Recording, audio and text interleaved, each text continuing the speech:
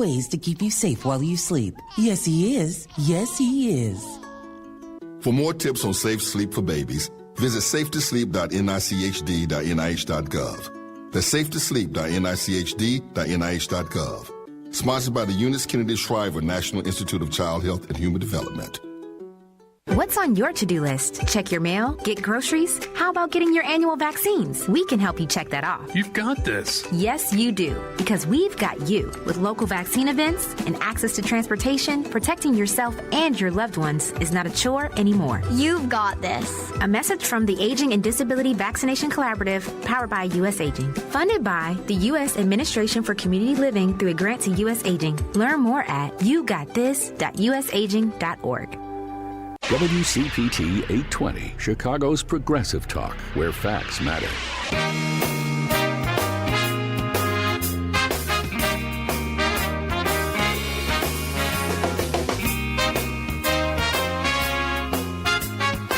Welcome back to the Gailey Show. I'm John Parker. We are coming up on the top of the hour. He's the winner of the Sid Fleischman Award for Humor, which is given to authors whose writing exemplifies the excellence of writing in the genre of humor. He has 2 new books out, How to Draw a Tree and Mr. Fox's Game of No. Our guest is David La Rochelle. We were just getting started with Mr. Fox before the break. And something I appreciated about this is, and I don't have kids and I'm really never around kids, but as I remember as a kid, one of my favorite words was no. So is that something that was, you're like, how did this book get started? Was it that you have, when you go to your school visits and whatnot, you just have a lot of kids that are like, they want to say no, and so you turned it into a game? No, not at all, John. As I said before, sometimes I know exactly where an idea for a book came from. In this one, I do not have an idea. Other than I like to play games, and other than I like to make books, when possible, interactive books between the reader and the child.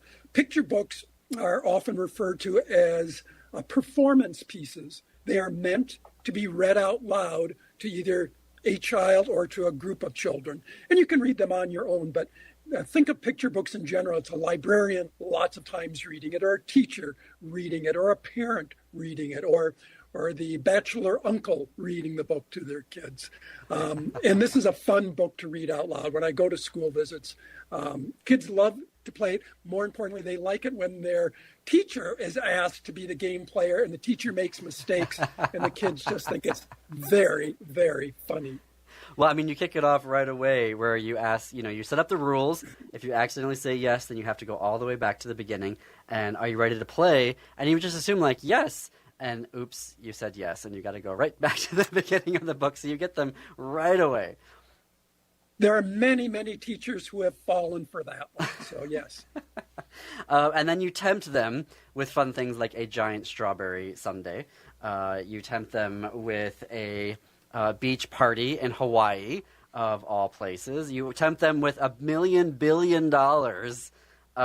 This was really fun to go through. And what I hear back from teachers and librarians is the page they like the most is where there's a list of questions. Okay, we'll play with you, John, even though you know what you're supposed to do. Are you stronger than a baby? No. I almost said yes. Do you like to eat pizza? No. I almost put it. Do you like to eat pizza? No. Can you add 1 + 1? No, in real life I can't. My math skills are notoriously bad, David. Are you wearing any underwear? No. It's going to take on a whole different dimension with adults. What do the letters YES spell? No. N-O? Did you answer no to all those questions? Oh my God. I was about to say sure. Does sure count? Would that send me back? We would have had to go back to the beginning of the book with that, John. See, it is so much fun. And folks may not know this, but you also create games. You're not just a lover of game playing. You are also, in addition to this book, create games all the time. Yeah, I'm a member of a game night group, and we meet during the winter, and each person thinks of a theme every week, and that person is responsible for inventing the games. So the theme could be, Harry Potter, or it could be the State Fair, or it could be Broadway musicals. And it's just a lot of fun to whoever is the host to invent games that go along with it. And a book that came just before Mr. Fox, Go and Get with Rex, is the result of one of the games that I invented. I mean, it comes straight for a game I invented for one of our game nights. It's just such a delight talking with you, David. We are here with award-winning author David LaRochelle with his 2 new books, Mr. Fox's Game of No and How to Draw a Tree. Something I did want to ask you, which is this is going to be a breakneck transition here. We had a ruling from the Supreme Court earlier this year. We're just a little moment to be serious before we go back to the fun. And I want to say that because these books are supposed to be fun, and all of these books are fun, regardless if they're written by, LGBTQ authors or by straight authors, trans authors, cisgender authors. The point that you all are doing is creating a love of reading, and you're doing it in a way with 500 or less words and amazing illustrations, and yet we have a Supreme Court that was like, nah, if it's about an LGBTQ character or themes, don't have it in the classroom. I mean, what are your thoughts about that? Just, very, very sad, of course. And when the Supreme Court made their ruling, I think they were looking at either 7 or 11 books were brought up. One of those books, Love, Violet, which is a picture book, was written by a dear friend of mine, Charlotte Sullivan. And it is the sweetest book you can imagine. It's about an elementary school girl who on Valentine's Day has written a Valentine to this girl that she admires, and she's just afraid to give it to this girl because she's afraid that the girl might make fun of her or will not be happy with the Valentine. And finally, she decides to do that, and the two of them go off and play horses together. How could anyone think that that is a bad thing for a child to see? And there's nothing explicitly gay about it, but if you happen to be a young person who maybe has a crush on somebody of the same sex, you would recognize yourself in the book. And that is so empowering, as I'm sure you can imagine. Yes, we actually got to talk to the author Sarah Brannon of Uncle Bobby's Wedding, which actually isn't about really Uncle Bobby's wedding. It's more about a kid who's nervous about, here's my favorite uncle, am I going to get to know him and see him anymore now that he's getting married? He just happens to be getting married to a man. Exactly. But David, I can't believe that our time is up. I always love talking with you. The books are Mr. Fox's Game of No and How to Draw a Tree. You can connect with David at his website, davidlarochelle.com.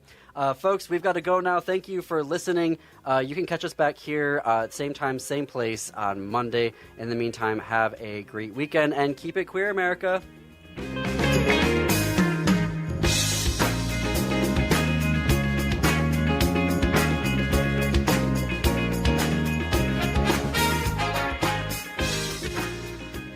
Some people won't give you the real talk on drugs, but it's time we know the facts. Fentanyl is killing people. It's a powerful opioid, often made illegally and commonly mixed with illicit drugs. It can even be pressed into counterfeit pills that resemble prescription medications. Just 2 milligrams, about the size of a few grains of sand, could potentially be lethal. This isn't an ad to scare you, but it is an ad to make you think twice. Get the facts.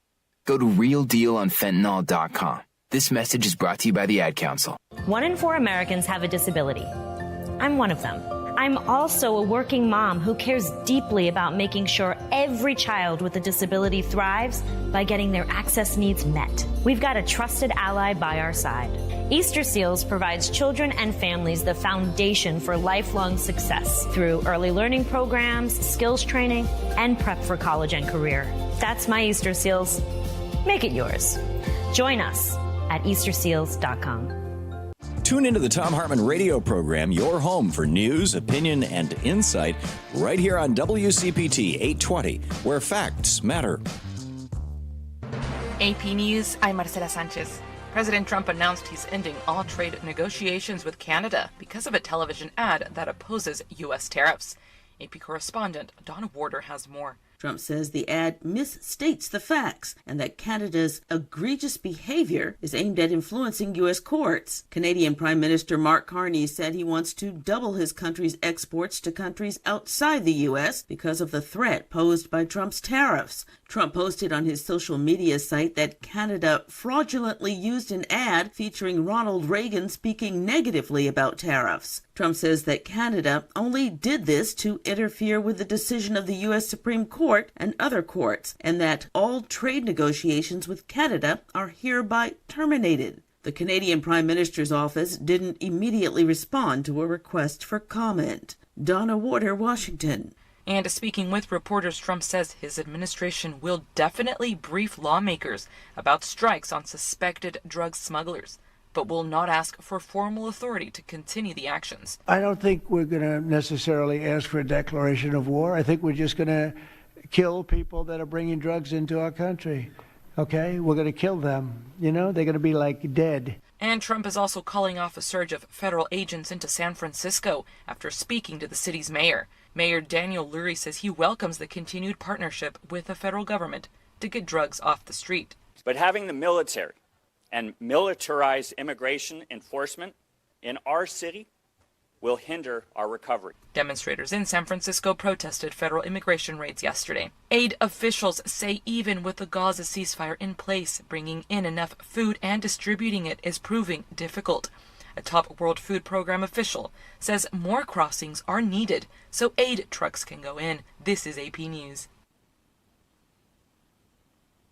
AP correspondent Ben Thomas reports the president's making good on his promise to drill, baby, drill in one of the nation's environmental jewels. We have more liquid gold under our feet than any nation on earth, and by far. President Trump, in his address to Congress earlier this year, now the Trump administration has finalized a plan to open the coastal plain of Alaska's Arctic National Wildlife Refuge to oil and gas drilling, fulfilling a promise by the president and congressional Republicans. It's called Drill, Baby, Drill. Trump's big bill of tax breaks and spending cuts passed over the summer called for at least 4 lease sales within the refuge over a 10-year period. The decision renews the debate over whether to drill in one of the nation's most sensitive wilderness areas. I'm Ben Thomas. And world shares were mixed today. More information at apnews.com. I'm Marcela Sanchez, AP News. This is 8:20 a.m. WCPT Willow Springs and streaming worldwide at WCPT820.com. We are Chicago's progressive talk, where facts matter. Now, your WCPT 820 weather update. From the Weatherology Weather Center, I'm meteorologist Jennifer Wojcicki. We'll see sunny skies here for today with a high into the mid-50s. Winds out of the northwest around 5 to 10 miles per hour. Then for tonight, partly cloudy with a low near 37. By Saturday, a slight chance for rain showers here late. Partial sunshine develops, high 54 degrees. And on Sunday, partly sunny skies, high 59. Monday, chance for rain, high 57. That's your latest Chicago weather update. Currently, it's 36. Oh no, stomach issues again? Stomach issues? Who are you? Your pancreas. I could be the real reason for your diarrhea, gas, bloating, stomach pain, or loose oily stools. I thought it was my stomach. People often do, but any of these symptoms could mean having a condition called exocrine pancreatic insufficiency, or EPI. With EPI, the pancreas doesn't release enough enzymes to break down food, but EPI is manageable. Use the symptom checker on identifyepi.com and speak with your doctor. That's identifyepi.com. Sponsored by AbbVie. This is WCPT 820, where facts matter. Welcome to Choose Views with Richard Chu. Get ready to dive into a world of insightful conversations and thought-provoking discussions. As progressives, our job is to have an all-inclusive, full-on assault with all of our players. A show that focuses on moving our political, social, economic, gender, and cultural conversation forward. And all of our players means all of our players. It's Choose Views. And now, here's your host, Richard Chu. Good Friday morning, progressives. Chins up and shoulders back. It's time to fight. Yes, it is. Welcome to the October 24th, 2025 edition of Choose Views. 763-9278. Find my show on Facebook Live, TuneIn Radio, heartlandsignal.com, and YouTube. Email me at richard@wcpt820.com. Follow me on X, Instagram, LinkedIn, Facebook, Blue Sky, Threads, and Substack. And you can catch all of our shows by subscribing to our WCPT podcast on Apple Podcasts, Spotify, and, of course, iHeartRadio. There you can get Choose Views featured interviews, Joan Esposito, live, local, and progressive, Driving It Home with Ms. Patty Vasquez, my girl, The Big Picture with Edwin Eisendrath, Out Chicago, and our other shows and interviews. And by all means, make your way over to our heartlandsignal.com digital platform. We've got some great stuff there, and I'm going to have some commentary in a moment about one of the articles, one of the posts that we have over at Heartland Signal. But right now, some of the things that we have are some of the Republicans in Pennsylvania, state reps. So this is why we have to be more involved in state elections. And we saw that this week with both Amanda and Blythe, who were on from Ohio and Indiana running for office, city council, and running for Secretary of State, respectively. Local, meaning state elections, are super important because we get some of these knuckleheads on the state level, and they can do some huge damage. So we've got a couple of pieces there from Pennsylvania, and also one of our own Illinois representatives, Juan Hoon, is going to be, there's a clip that we have there that you guys want to check out. So running for Congress and, got messed and harassed by border control because he fit the skin color narrative. So make your way over there to check that particular those particular articles and posts out. It's Friday, so we got a great show as always. We've got a really interesting interview that I was able to do with a woman, Eveline Shen, who is an expert in leadership and has been one that's fighting for LGBTQ rights and acknowledgments and all those great things, but also just talking about leadership. We've got an interview with her in the 6:30 hour, and our good friend Karen Byrne will be with us at 7 o'clock. She'll be in studio, and we'll be chatting it up with Kevin Schultz, the author, historian at UIC, University of Illinois, Chicago. He'll be with us in the 7 o'clock hour, and we'll be talking with him quite a bit about history. He's the author of Everyone Hates White Liberals, Including White Liberals. So we'll talk a little bit about that, his book, and we'll talk a little bit about history because that's who and what he is. He's a college professor of history. So looking forward to having him on, and can't wait to have Karen with us here in studio. Some things to do here in Chicago. If you're in Chicago this weekend, we'll bring you some Choose Views news in a little bit. But right now, check this out, progressives. Today, I'm signing an executive order creating the Illinois Accountability Commission, a body dedicated to truth, transparency, and justice. The commission will be charged with 3 core missions. 1, creating a public record of the abuses. 2, capturing the impact on families and communities. And 3, recommending actions to prevent further harm and to pursue justice. The commission will be led by truly an extraordinary group of highly qualified leaders who reflect Illinois' deep expertise, integrity, and commitment to justice. With support from the Illinois Department of Human Rights, the commission will collect testimony, hold hearings, and gather information and firsthand accounts from individuals, community members, subject matter experts, local officials, journalists, faith leaders, and organizations. The commission and the records they gather will shine more light on the misconduct of Trump's federal agents. The Trump administration officials have demonstrated on more than one occasion that they are willing to lie to the public and the media to mask their misdeeds.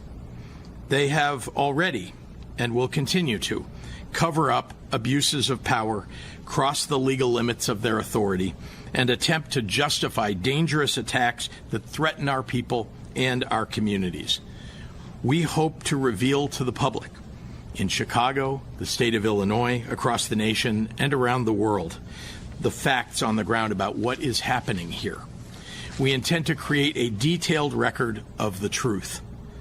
And once this all ends, people of good faith will review what this commission has gathered and will demand accountability.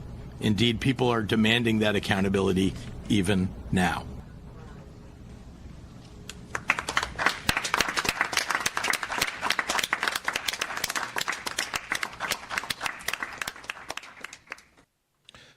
Kudos to Governor J.B. Pritzker and his administration. And my thoughts here are, I ask myself when I listen to this, what will people say about yet another commission being created? And I know that there are going to be thoughts about it one way or the other, all over the map, frankly. What's it going to accomplish? What's it going to get done? It's sort of like, what's next? As we were asking on Monday after the rallies and the protests this past weekend. So I'm going to share with you my take on this. We know that on a federal level, we don't have the numbers as progressive liberal Democrats. We don't have the numbers to call certain hearings. We don't have the numbers to vote certain things out, to call for impeachment of Donald Trump. He needs to be impeached. There's no question about it. There's no maybe. He needs to be impeached. We don't have it in the House. We don't have it in the Senate. And so we've been asking the question, what do we do? How do we navigate through this? How do we find our way forward? How do we slow this train down? How do we knock this train off its rails, frankly? And I don't have all the answers. I don't think any one of us singularly has all of the answers. But we have tools in our toolbox, toolkit, whatever you want it, on our tool belt, in a Ziploc bag. We've got tools to use. And this is one of them. Because I see a couple of different parts of why this is important. One of them is, it's a subtle one. And this is the subtle one, in my opinion. It's letting the administration know we are watching you.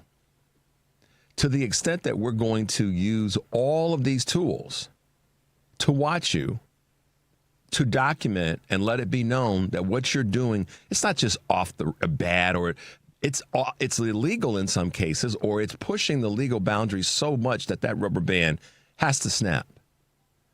So it's letting the administration know we're watching, we're documenting what you're doing that is harmful to our community. And I love the way that the governor sort of tied that together at the end for Chicago, for Illinois, for the United States of America, and frankly, for the world to know. To document that, because they want to, meaning all of the GOP. I'm not giving anybody any breaks anymore. All of them, because they have the numbers on a federal level, and in many state legislatures, they're trying to replicate what Trump's trying to do on a federal level. They have the numbers. So stop blaming Democrats, particularly when the government puts together something like this. Now, is it going to fix the problem right now? I don't know. I don't know the answer to that. But what I do know is that it's going to send a message, and messages sometimes need to be sent to let folks know we're still here and we're still fighting. It also, I would hope, will give people some sense that our leaders, that are Democratic leaders, are doing whatever they can in their power to make sure that the federal administration, the federal government rather, knows that this is off the rails. I hope that people will go, okay, our governor or the governor of Illinois, if you're in a different state, is continuing to do what he said he was going to do, and that's to fight for the people of the state of Illinois, if not the country, if not the world for that matter. And the reason I say that for the world is because we have people that travel to this great city from all over the planet, Henry. Many of them look like me. They look like Henry. They look like so many, and everything in the middle. How do we know that somebody that's traveling here as a visitor to this great city won't get snatched up by ICE? Right, Henry? We don't know that. So this matters to the world, and that's why I think it's additionally important that what the governor is doing has to be noted. And maybe other governors, I'm not saying this in terms of complaining about what they are or are not doing, but maybe other Democratic governors should consider a similar strategy. Because the third part of this is the documenting of it. And that's the part that I think is going to be in our favor when it comes to the potential court cases as we go down the road, to document what this administration is doing and to do it in a way that can be used in court when we get past this, as the governor said, so that we have that in place to show what they did after having been told by judges to not do it. So it's important to have that and have it in a way that's been created and put together by multiple voices, different people from different groups, so that it's broad and it's far-reaching. Now, I'm not silly enough to say that it's going to solve the problem right now. If we want to solve this problem right now, America, then the Republicans on all levels need to step up and say that people are being harmed. That's the solution. It's not Democrats. The Democrats can't fix what the Republicans have the numbers to fix. And if you're being honest with yourself as a progressive liberal Democrat or a moderate Democrat, you know that's the truth. But it's easy to blame someone that's close to you rather than to call out your true opponent. As I said with Representative Wu yesterday in our interview, call out the oppressor, not the person that's on your side. So kudos to Governor Pritzker and his administration, his staff, for putting this together and rallying the people together to create yet another sort of firewall in this process. And I'm grateful that J.B. Pritzker is the governor of the state of Illinois.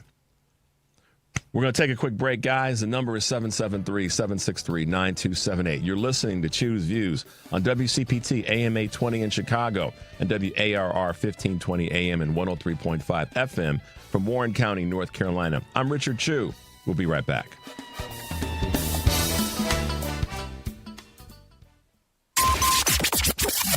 WCPT Replay. I am, of course, thrilled to be joined by Simon Rosenberg. There is an incredible body of language and thought and argumentation around encouraging violence on the right against those other people. There is no such ideology on the left. It just doesn't exist. In fact, our movement is desperately, ferociously fighting to preserve rule of law and democracy. Battling liberalism is the central undertaking of our collective project. And we've seen millions and millions and millions of people this year, tens of millions, protest legally without any incident. It's incredible how many people have been on the street this year with no incidents of any kind. Mm-hmm. All of this is we're channeling our frustrations in the way that you do in a democracy. Keep listening to WCPT 820 because facts matter. This is WCPT 820, where facts matter. You're listening to Choose Views with Richard Chu. Hey, guys, welcome back to the show. Thanks for being with us on this Friday, October 24th. Man, Halloween is a week away. It's right around the corner, Henry. And I know it was funny yesterday when I kind of put you on the spot about that song. That song, of course, being Thriller. We're going to start to hear that opening beat and people dancing around over the next week or so, which is kind of cool. What I like about Halloween is people get creative. That's the thing, that people get really creative in their costumes and what they do. And, you know, I've heard people already talking about this online, like what are they going to wear, what they're going to look like. I was talking with my wife about this, not that we're doing anything, special for Halloween, but we were talking about it from the standpoint of people that we know. And when folks go to different parties and stuff and how they're going to dress, and particularly if it's couples, who's going to dress what way, who's going to look like who, and what characters and all that sort of thing. So there's a certain element about Halloween that's fun because of the creativity that comes into it. And inevitably, I mean, you go to a black tie for Christmas and you're like, oh, your suit's nice, or your dress is nice. It's not boring, but but Halloween, it's like, that's cool. So I know that this week folks are going to be getting ready for that. So anyhow, it's a week away. Let's hit them with a couple of Choose Views news items on this Friday, October 24th, 2025. Hasbro, it's hiking its annual outlook as holiday shopping starts, as we said. Yesterday reported profit and revenue gains in the third quarter, driven by sales of its Wizards of the Coast games. the company lifted its yearly outlook, noting sales are picking up ahead of the critical holiday shopping season. Hasbro has managed trade uncertainty, CFO Gina Gartner said, via cost productivity and pricing discipline. Meanwhile, its rival Mattel reported a sales dip during the third quarter this week. All right, both toy makers are entering deals with Netflix related to the streamer's K-pop Demon Hunters movie. So there you go. It's nice to see that some companies are making it through and getting prepared for the holiday season. Home sales are surging with $1 million listings moving faster.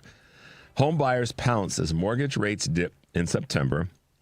Of course, from data that was out yesterday, sending sales to a peak not seen since February. The news follows a months-long slowdown in activity due to high home prices and elevated interest rates. Notably, homes at or above $1 million moved more quickly than others on the market, reflecting a widening national wealth gap. And that's one of the concerns that we've all had, not just with this administration, but in general, but particularly now with all that's happening with slowdown in jobs. And we're about to talk about that in another way. Rivian to cut 600 jobs as the EV market adjusts to instability. Weeks after laying off 1.5% of its employees, the electric vehicle maker Rivian is eliminating more than 600 additional positions, or another 4% of its workforce, according to the Wall Street Journal. The all EV market is facing some serious headwinds, with demand likely to suffer after the expiration of the federal tax credit that took place at the end of September. Even legacy automakers like General Motors have opted to adjust their EV strategies, though GM CEO Mary Barra maintains going electric is still its North Star. And then last but not least, Citi is consolidating power in CEO Jane Fraser. Citigroup has named CEO Jane Fraser its board chair and given her a $25 million stock award for leading the bank's turnaround. Fraser becomes the last of the big six U.S. bank CEOs to also head the board, as a move by Citi had resisted this move since 2007's financial crisis. Under Fraser's watch, Citi has cut 20,000 jobs and divested in nearly all of its international consumer business. The bank's stock has climbed 37% this year, topping peers including Goldman Sachs and Morgan Stanley. Okay, so there you go. A couple of Choose Views news items. Just want to keep you up to speed on a few things and companies that you guys are all aware of and what they're doing and what they may not be doing. And also, just letting you know that, there are there's some bright spots. Nice to see that Hasbro is making some good moves and getting prepared for the holiday season. And I've said this all year. People will spend more money. Let me back up. People may spend more money this holiday season, not because they're getting more things, but because the price of things is higher. So we may see, it'll be interesting to see what the reports will be when we get into January after the holiday season, and what some of the credit card reporting will be that we'll be talking about. But we'll get there and we'll keep you posted. All right. If you're running around Chicago this weekend, we haven't given you a few things to do in a few weeks because there's been a lot going on and all that. But with the marathon and then with the protests this past weekend. But if you are hanging out in Chicago, here are a few things for you to do to keep yourself busy. The first annual Hyde Park Art Walk started today. Started yesterday, actually, and will run through 9 p.m. today.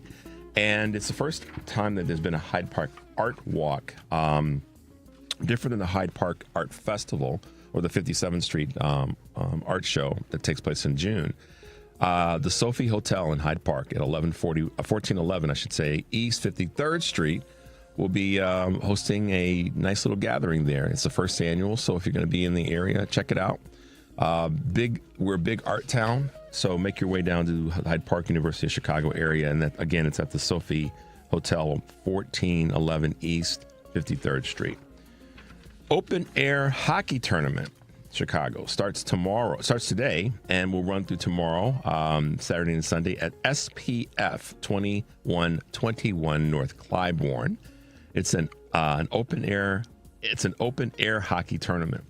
Double skills and challenges today. Players from all around the area should be showing up, so it could be kind of fun. air hockey. Markets for Makers. This is taking place tomorrow and Sunday from 11 until 5. And it's a Chicago Fall Market. Markets for Makers is a Chicago Fall Market, and it's at the Artifact Events location, 4327 North Ravenswood Avenue here in Chicago. So if you're going to be in town, you might want to check that out. And a couple more things. The Fareed Aziz and Abood Muhammad Qawwali concert taking place at the South Asia Institute, 1925 South Michigan Avenue, tomorrow and Sunday, 7:30 p.m. And then last but not least, up in Edgebrook, the Edgebrook Fall Fest and Craft Fair, which is taking place at the Edgebrook Lutheran Church, 5252 West Devon, here in Chicago. Oh, and one more thing, the free vinyl event. Forgot about that. It's taking place on Sunday. Music Direct is the location, 1811 West Bryn Mawr Avenue. They will be hosting a nice little gathering there. So a couple things for you guys to get out and about to do this weekend here in Chicago. And if you need more information, just hit me with an email and I'll send you a little bit more details. So always like to show off our great city because our city shows up for its residents. It shows up for its business visitors. It shows up for its tourists. And so there you go. So guys, I want to kind of circle back to what we were talking about before the break in terms of what Governor Pritzker is doing with this accountability commission. It matters. It matters right now in ways that maybe we don't even know yet. But for me, I know that we get sometimes caught up in saying or asking the question, why aren't they doing more? And that sometimes it's a tough question to ask, but and the answer isn't always a perfect answer. Why aren't they doing more? Why aren't they doing this? Why aren't they doing that? One of the things that is happening that I think is a very good thing is that the Mayor Johnson's really pushed hard on this no mask executive order, and now there's more brewing in the space of if an ICE agent or even some of the other officers that are mistreating people are caught, they now can be arrested by local authorities. How much it will stick is a different question, but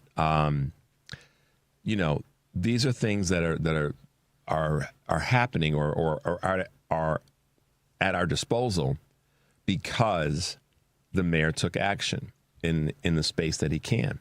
The governor's taking action with this accountability commission, and I think that it's something that other elected officials in cities that have a Democratic mayor or states that have a Democratic legislature or governor or secretary of state or attorney general should be looking at doing. Because it's all about, I think at least, it's all about firewalls right now. It's all about providing protection because you know that it's working. Because just try this one on for a second. You know that the protection is working because now you're seeing more and more people in communities with whistles, Henry, and they're blowing their whistles when ICE shows up. And they're doing it, and then people are literally coming out of their homes. And they're quickly coming to the scene. Now, are they preventing literally the agents from taking people? Not in every case. But what's happening is, depending on, this goes to show the power of numbers. And you guys can challenge this all day long, but the proof's in the pudding.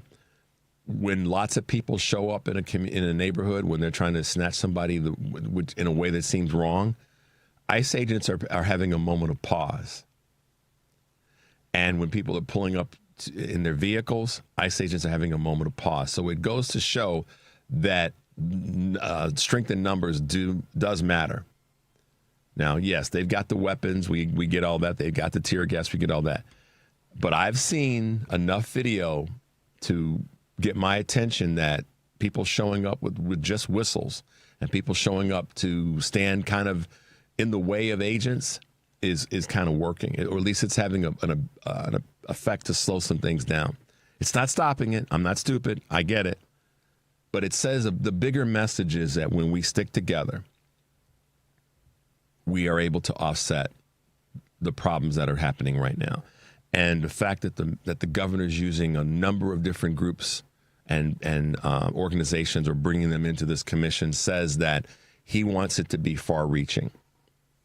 He wants to extend his arms as far as he can to make sure that this gets done, or that this is something that's going to be an effective tool for us to use. So kudos again to Governor Pritzker. I didn't mean to say mayor, but Governor Pritzker. Henry, let's take a quick break. We've got an interesting interview. As I said, I had the chance to talk with Eveline Shen, who you guys will find out is just one of these leading voices when it comes to leadership. We're going to have that segment for you when we come back. The number is 773-763-9278. You're listening to Choose Views on WCPT AM 820 in Chicago and WARR from Warren County, North Carolina. I'm Richard Chu. We'll be right back.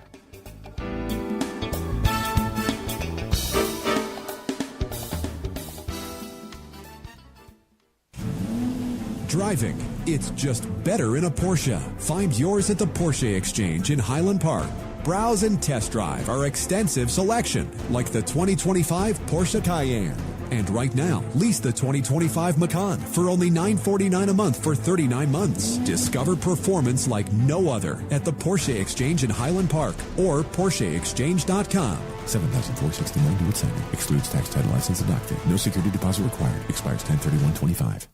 For nearly 2,000 severely injured veterans, everyday life has become filled with barriers. So we build specially adapted homes at Homes for Our Troops. And thanks to our donors and supporters, this life-changing gift of freedom is provided mortgage-free to these veterans.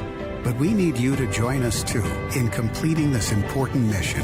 Please visit hfotusa.org and help build homes and rebuild lives. You're listening to WCPT 820. Here's the latest Chicago weather update. From the Weatherology Weather Center, I'm meteorologist Jennifer Wojcicki. We'll see sunny skies here for today with a high into the mid-50s. Winds out of the northwest around 5 to 10 miles per hour. Then for tonight, partly cloudy with a low near 37. By Saturday, a slight chance for rain showers here late. Partial sunshine develops, high 54 degrees. And on Sunday, partly sunny skies, high 59. Monday, chance for rain, high 57. That's your latest Chicago weather update. Currently, it's 36. You're listening to WCPT 820 because facts matter. Welcome back to Choose Views with Richard Chu. This morning we have the opportunity to talk with someone who has been another leader when it comes to reproductive justice and reproductive rights.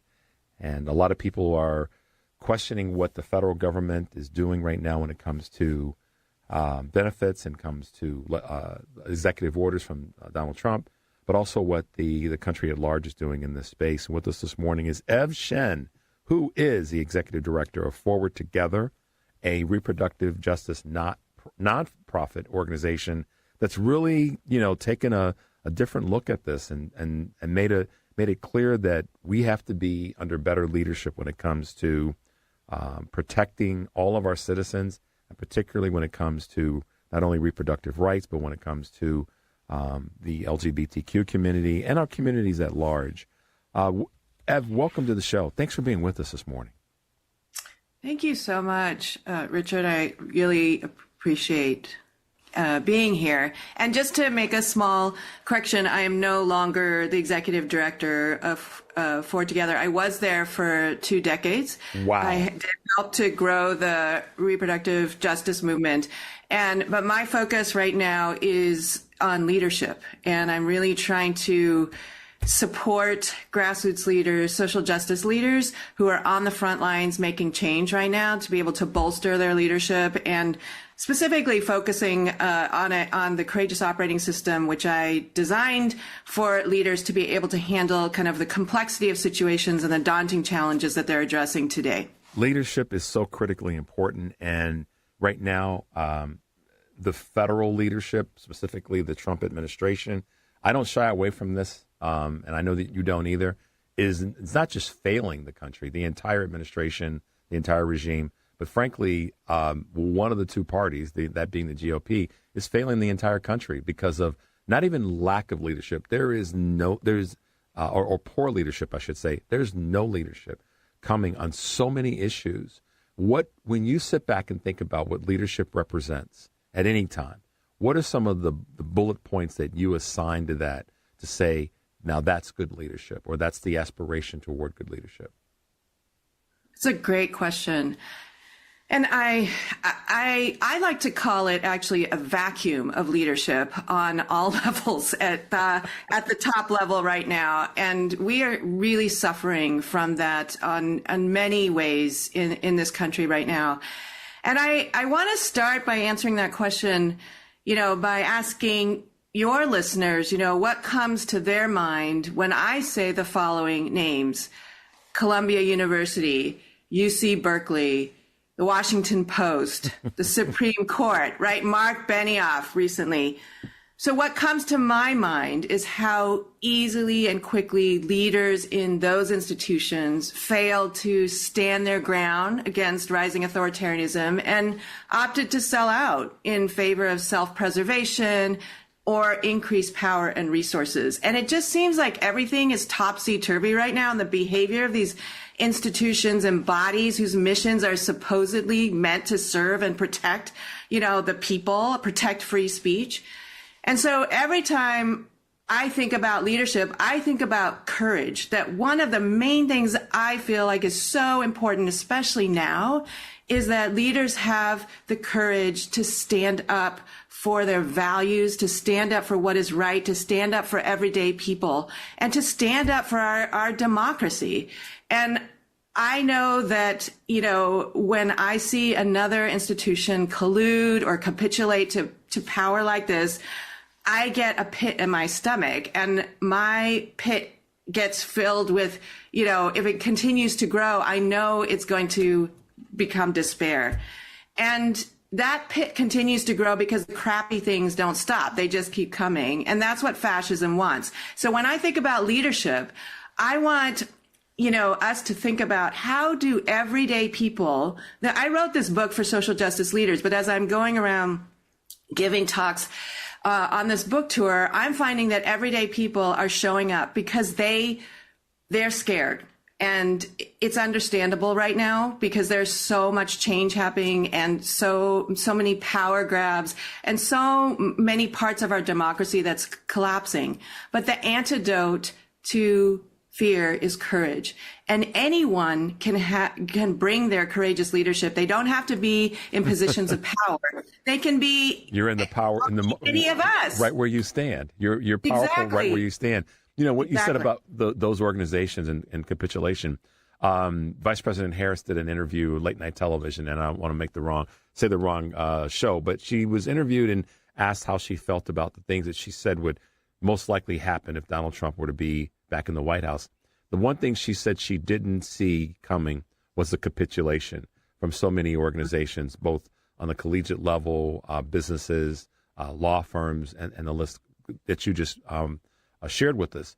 And that, to me, was, I wasn't shocked by it because I could see that a lot of the smoke that was building up was toward them bending the knee and taking the position that to preserve themselves, not the organizations that they represent and the millions of people that have followed those organizations, whether they be schools or businesses, law firms, and the like. So I appreciate you reminding us of that in terms of what do people think when they hear those names right now.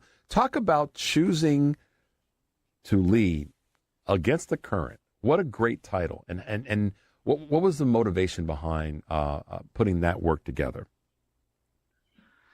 Well, in the over 2 decades of the work that I did, I had the honor and the fortune to work with powerful and inspirational leaders who were doing incredible work. And yet I know from my own journey and from those of other leaders that along the way we face a lot of obstacles, challenges from our opposition, but sometimes challenges from within our movement. And at any given moment, there were demands for our attention and time, and we get pulled in a million different directions, which can keep us off balance and take us off our trajectories of what's the most important. And because everything is urgent, we often dive in without thinking about how we can create conditions for success. And we wouldn't do this in any other area of our life. Like if I'm embarking on a big challenge, like let's say I want to run a marathon, I'm not just going to dive in and run it the next day, right? I'm going to figure out how to pace myself. I'm going to figure out how to practice and master the different distances and terrain. What kind of running shoes do I need? What kind of foods do I need to eat to take care of my body? I'm going to proactively identify strategies to deal with times when I hit the wall or when I feel distressed, and how do I come back and train another day? And I think in our line of work, we don't spend enough time thinking about how to create conditions for our success, even though what we're doing is against the odds, is against all the forces around capitalism and patriarchy, right? And authoritarianism now. And so we need to be very deliberate about how we use our leadership capacities in a system, and that's why I call it a system rather than a tool. And so I created this resource, I wrote this book for leaders to bolster them by helping them navigate through complex challenges, increase their capacity to think and act strategically in an ever-changing environment, and create conditions for their success from the inside out, because I believe the way we do our work should not only benefit our activism and the change we're trying to make, but also be good for ourselves. You know, Ev, one of the things that you have been quoted of saying, or at least part of your building of this, is that you want to inspire all of us to break free from conventional leadership models and cultivate an environment for success that is anchored in our moral compass and deepest purpose.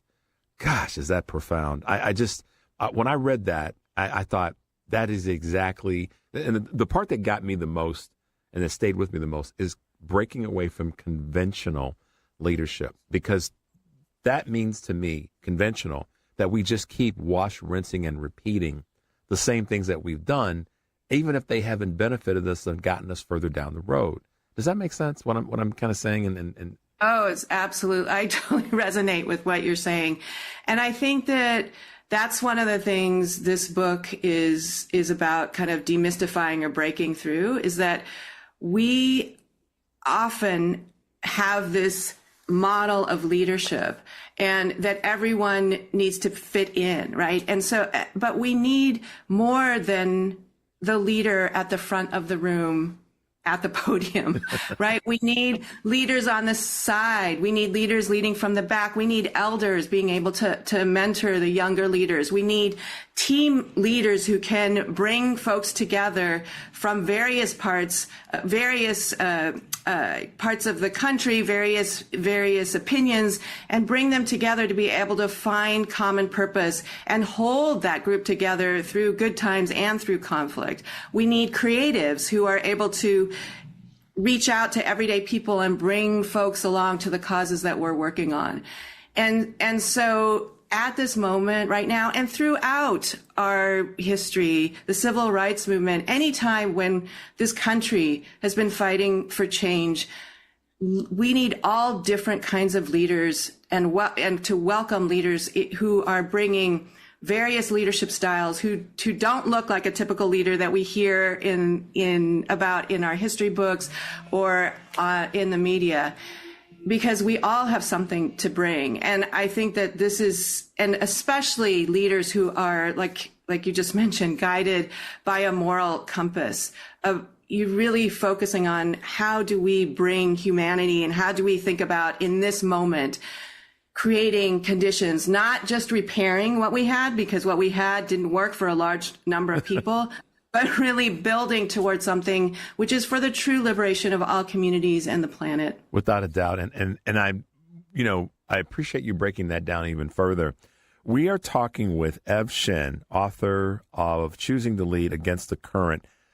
And I love the title because Against the Current is where we are right now. And it's so important that people recognize that the current is strong.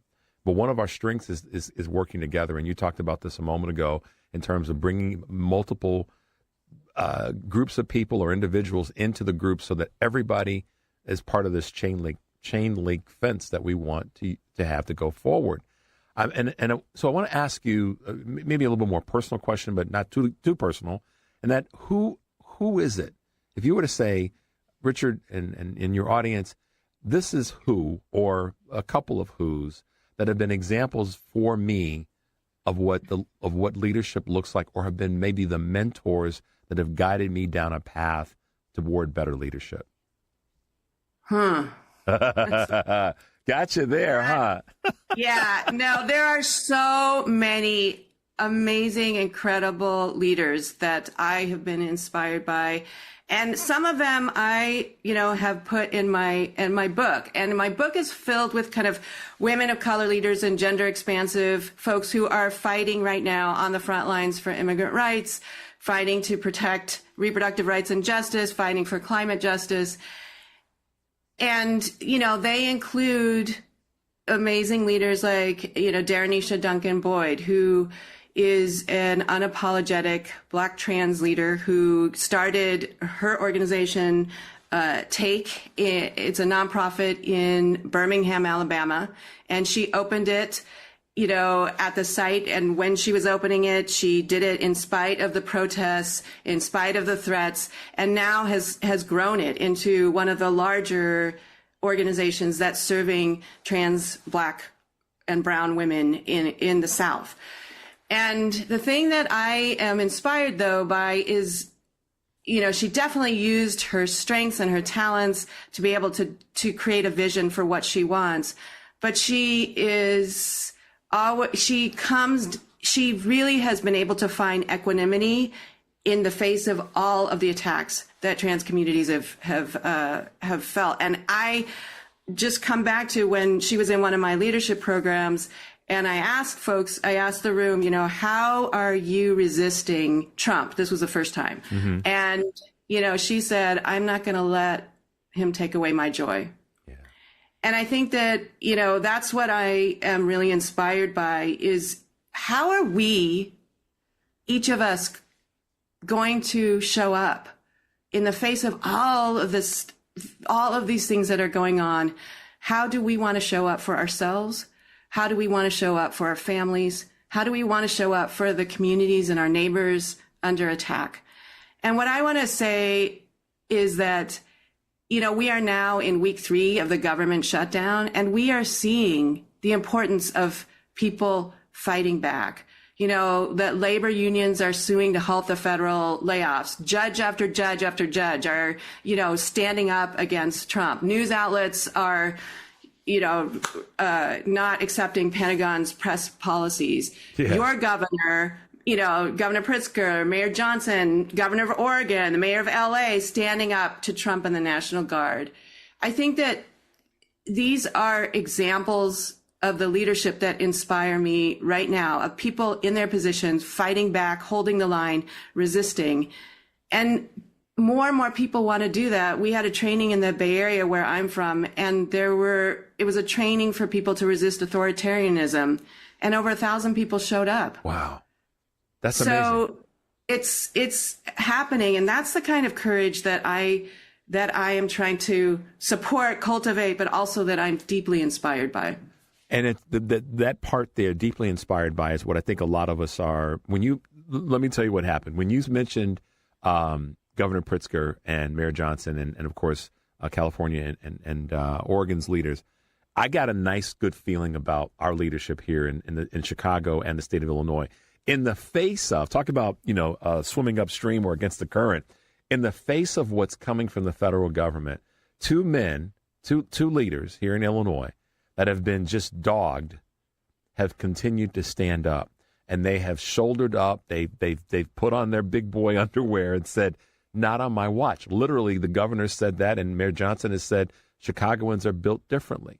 And I'm so proud to be here at this time because of what these two guys have decided to do. And it's not just for the state of Illinois or the city of Chicago. I believe in my heart, based on what they're saying, they're doing it for the country. And same for some of the other leaders that are speaking out. But, we've been blessed. You have been on the West Coast to have folks that are willing to step up, stand up, and not be apologetic about it, or be unapologetic about it. I think that what Governor Pritzker is doing and your mayor is absolutely I mean, I think you should be absolutely proud of them, and they are doing it for all of us who aren't in Illinois, and as well as in Portland. You know, that these are the leaders that we are looking to, that our country needs, desperately needs, who are standing on a moral ground and saying and standing up to Trump and his cronies and all the people that are, you know, moving in this horrific direction, our country. And so, you know, and non-compliance is so critical right now. And it's part of why, you know, a lot of researchers have found that in countries which have made that U-turn from, you know, moving down from, you know, from a democracy to authoritarianism and back, that it is the non-compliance, it is the standing up, it is people disrupting and flooding the streets that made a difference. And so, you know, when I said there's a vacuum of leadership at the top, I definitely think that what we're looking at, though, is thank God we have the leaders on the state levels, right? And we have the federal judges who you don't normally think of as leaders, but the acts that they are doing in the face, they are getting death threats, you know, in terms of their rulings, but they are holding steady. So absolutely. I think about Chicago a lot and just feel very grateful for what's going, not the violence and not that ICE, but that you all are standing up and showing the country what it's going to take for us to be able to face this down.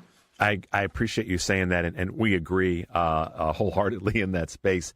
You know, I could talk to you forever. Just when you started going, I was like, oh, here I go again. I say this a lot, that when we have a guest on or when I have a guest on my show, I take a lot of notes because I like to take notes. But then I just put my pen down and start listening because someone like you really gets their groove and you start to speak about the things that we all need to hear. And I so greatly appreciate you taking some time out to be with us this morning. I know our listeners all over the country do. How can folks find you? How can they get it with your program and listen to you more? And obviously the book is out there, but let our listeners know how they can do that. Absolutely. Well, you can go to my website, leadingcourageously.com, all one word.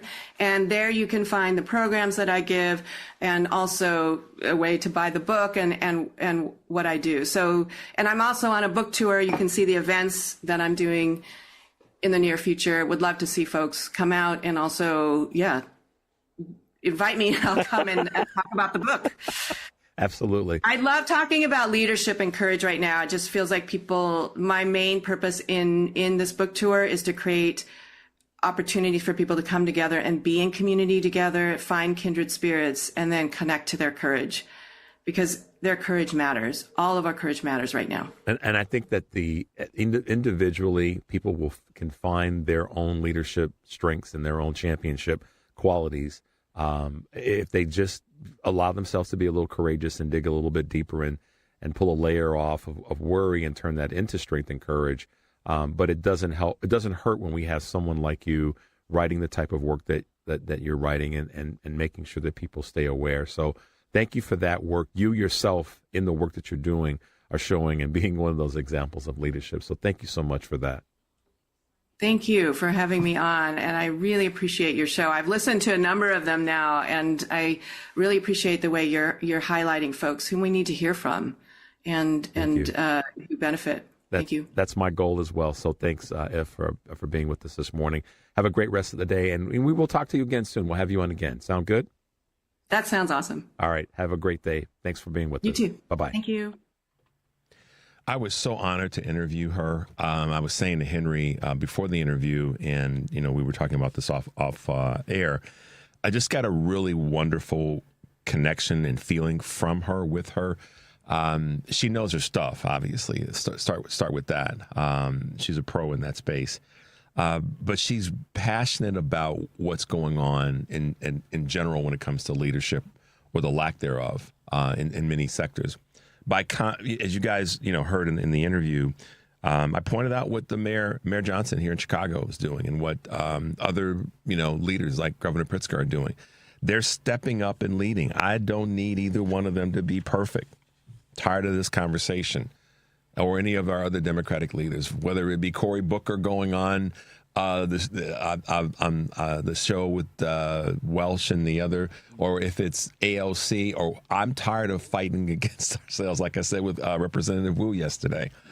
And leadership leads in the moment with what they're given, and they take those skills and they go forward. So Ev was awesome to talk with, and I look forward to having her back.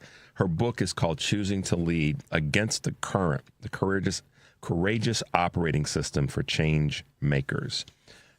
So check out her book. It's a good read, and it's something that when you go through it, you'll realize, wow, I hadn't thought about that. And why I added on the comment about we lead individually.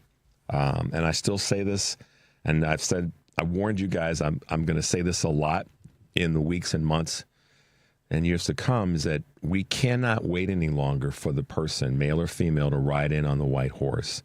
We have to look in the mirror each day in this time that we're in. We didn't expect to be here. Trust me. I did not want to be here at this point in my life chronologically. I really didn't. I'm not going to lie. I've said this before. But we're here. So we have to look in the mirror every day and ask ourselves, what are we going to do? Yeah, there's going to be days when we're tired as hell, and we just are like beat from all this that we're doing to hold up our democracy. But I think I know that's what we have to do. And so kudos to Ev for the work that she's done and doing. Check out her book. I think it will help you find your way of being courageous and kind of going against the current. The current might be in your own family. Seriously, it might be in your neighborhood. It probably is, frankly. Sometimes stopping doing something comes to the people that are right around you, and you know it's the thing you should do. Take action, but people want to keep nipping and saying, oh, no, you shouldn't do that. And that's what she talks about in the book. So anyhow, today on Live, Local, and Progressive, Joan Esposito will be taking your calls for the first half of the show, then talking to Kia Vakil, Deputy Political Editor at The Courier. Live, Local, and Progressive, weekdays 2 to 5, here on WCPT, AM 820, heartlandsignal.com, and TuneIn Radio. Tonight on Driving It Home, Patty Vasquez is going to be joined by musical comedian Carla Ulbrich. Brock Benefiel hosted the Climate Pod, a wide-ranging conversation with leading experts on the politics, economics, activism, culture, science, and social justice issues at the heart of the climate crisis. Montez Solis, Democratic candidate for Congress in the 17th District of Illinois, and Jackie, Patty, and Iggy of Pride Coffee Roasters. That's Driving It Home with Patty Vasquez. 5 to 7, WCPT, AM 820, the Heartland Signal website, TuneIn, YouTube, and Facebook.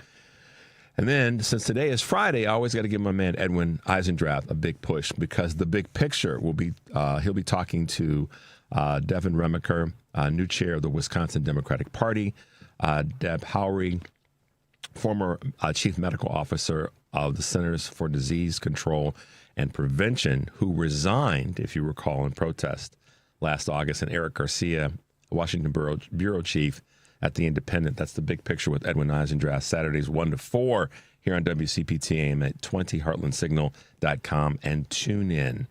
Next week's going to be a busy week on Choose Use. We'll tell you about it when we come back. But right now, we'll take a quick break. The number is 773-763-9278. You're listening to Choose Views on WCPT, AM 820 in Chicago, 103.5 FM. That's WARR, and 103.5 FM and 1520 AM. WARR from Warren County, North Carolina. I'm Richard Chu. We'll be right back.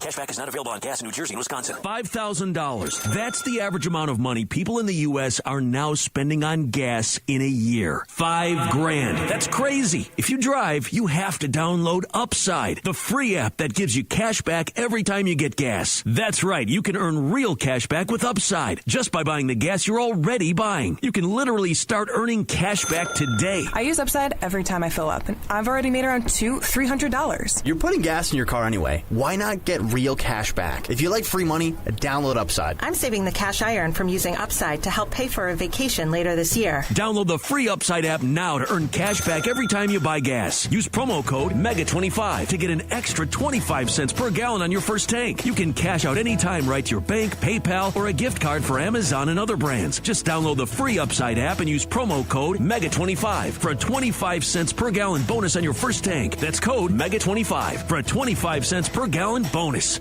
Protect your liver and give it the support that it deserves with Active Liver from New Nordic. Find Active Liver in stores at your local CVS, Meijer Grocery, or online at Amazon or NewNordicUSA.com. AP News, I'm Marcela Sanchez. President Trump announced he's ending all trade negotiations with Canada because of a television ad that opposes U.S. tariffs. AP correspondent Donna Warder has more. Trump says the ad misstates the facts and that Canada's egregious behavior is aimed at influencing U.S. courts. Canadian Prime Minister Mark Carney said he wants to double his country's exports to countries outside the U.S. because of the threat posed by Trump's tariffs. Trump posted on his social media site that Canada fraudulently used an ad featuring Ronald Reagan speaking negatively about tariffs. Trump says that Canada only did this to interfere with the decision of the U.S. Supreme Court and other courts, and that all trade negotiations with Canada are hereby terminated. The Canadian Prime Minister's office didn't immediately respond to a request for comment. Donna Warder, Washington. And speaking with reporters, Trump says his administration will definitely brief lawmakers about strikes on suspected drug smugglers, but will not ask for formal authority to continue the actions. I don't think we're going to necessarily ask for a declaration of war. I think we're just going to kill people that are bringing drugs into our country. Okay? We're going to kill them. You know, they're going to be like dead. And Trump is also calling off a surge of federal agents into San Francisco after speaking to the city's mayor.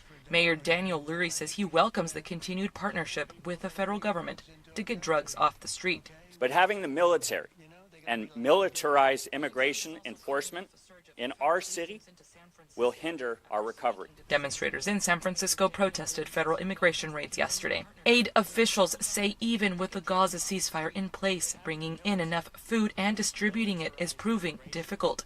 A top World Food Program official says more crossings are needed so aid trucks can go in. This is AP News. AP correspondent Ben Thomas reports the president's making good on his promise to drill baby drill in one of the nation's environmental jewels. We have more liquid gold under our feet than any nation on earth, and by far. President Trump, in his address to Congress earlier this year, now the Trump administration has finalized a plan to open the coastal plain of Alaska's Arctic National Wildlife Refuge to oil and gas drilling, fulfilling a promise by the president and congressional Republicans. It's called Drill, Baby, Drill. Trump's big bill of tax breaks and spending cuts passed over the summer called for at least 4 lease sales within the refuge over a 10-year period. The decision renews the debate over whether to drill in one of the nation's most sensitive wilderness areas.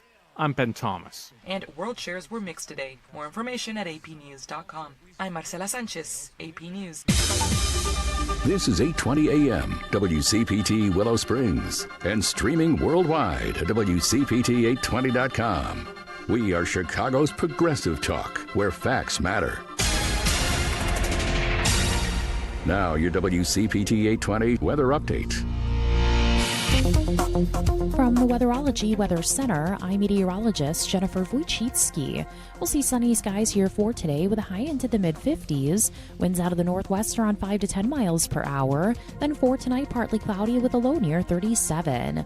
By Saturday, a slight chance for rain showers here late. Partial sunshine develops, high 54 degrees. And on Sunday, partly sunny skies, high 59. Monday, chance for rain, high 57. That's your latest Chicago weather update. Currently, it's 36. Here's the tale of the daily med fill. Same old pharmacy, same old bill. But those prices kept rising higher still. Till the savings Wrangler rode in. Cool as can be. Tap Good RX. Saving massively. No plan? Don't matter none. Up to 80% off. The deals are done. Discounts hitting harder than Ma's chili. Dang. That one little app does all the rest. Save time and money on prescriptions. Check Good RX. Good RX is not insurance. Alexa, play WCPT. WCPT from TuneIn. Welcome back to Choose Views with Richard Chew. Hey guys, welcome back to the show, and thank you so much for being with us on this Friday, October 24th, 2025. So listen, I'm we get some great correspondence, I guess I'll say it that way, from you guys, and I think shout out to 386 for your following us and keeping us pushing us along. We appreciate that, and I appreciate your comments. Next week on Choose Views, my guest will include Stacey Davis Gates, who is the new Chicago Teachers Union president. It's going to be great to have her with us. Kristen Kroll will be with us. Michelle Duster will be with us. Our good friend Kurt Mello from Hoosier Blue 63 will be with us. Dana Goldberg will be with us. So we got a busy week next week, and I'm looking forward to folks hanging out. Right now, it's Friday, and so that means that our good friend Karen Byrne from TruBlu Politics podcast is hanging out with us in studio. Good morning. Good morning. How are you? I'm good. How are you? I asked that question, but the response to that is I'm good, but she's a little salty this morning. She came in cussing and she walked in the door. I did. She did. She came in cussing, y'all. Yeah. Gave her a high five and a hug, and she's like, So I got something to say. Got something to say. Also with us this morning is somebody else that's got something to say. And check this out. It was an unseasonably warm February when Bill Atwood, a young journalist from the New York Herald Tribune, took to the streets of New York City to quell a nagging query. That year was 1949. A single word seemed to be on everyone's lips. The Second World War had ended. The Cold War was heating up, and lots of people in America seemed to be talking about how great it was to be, quote, liberal. The liberal form of government was a sweet spot between communism and fascism, a vital center. Liberals, quote, were defending the American way of life, protecting the virtues of the, quote, common man. Liberals were using the government to enact reforms that were improving the lives of Americans. Be liberal. He's a liberal. The liberal form of government is best, etc., etc. The trouble was, no one seemed to know what the word liberal meant. With us this morning, who's been with us before, is author, professor, cool dude, got a great head of hair that likes to wave around, is Professor Kevin Schultz, who is the chair of the Department of History at the University of Illinois, Chicago. Good morning, Professor. Welcome to Choose Views on WCPT.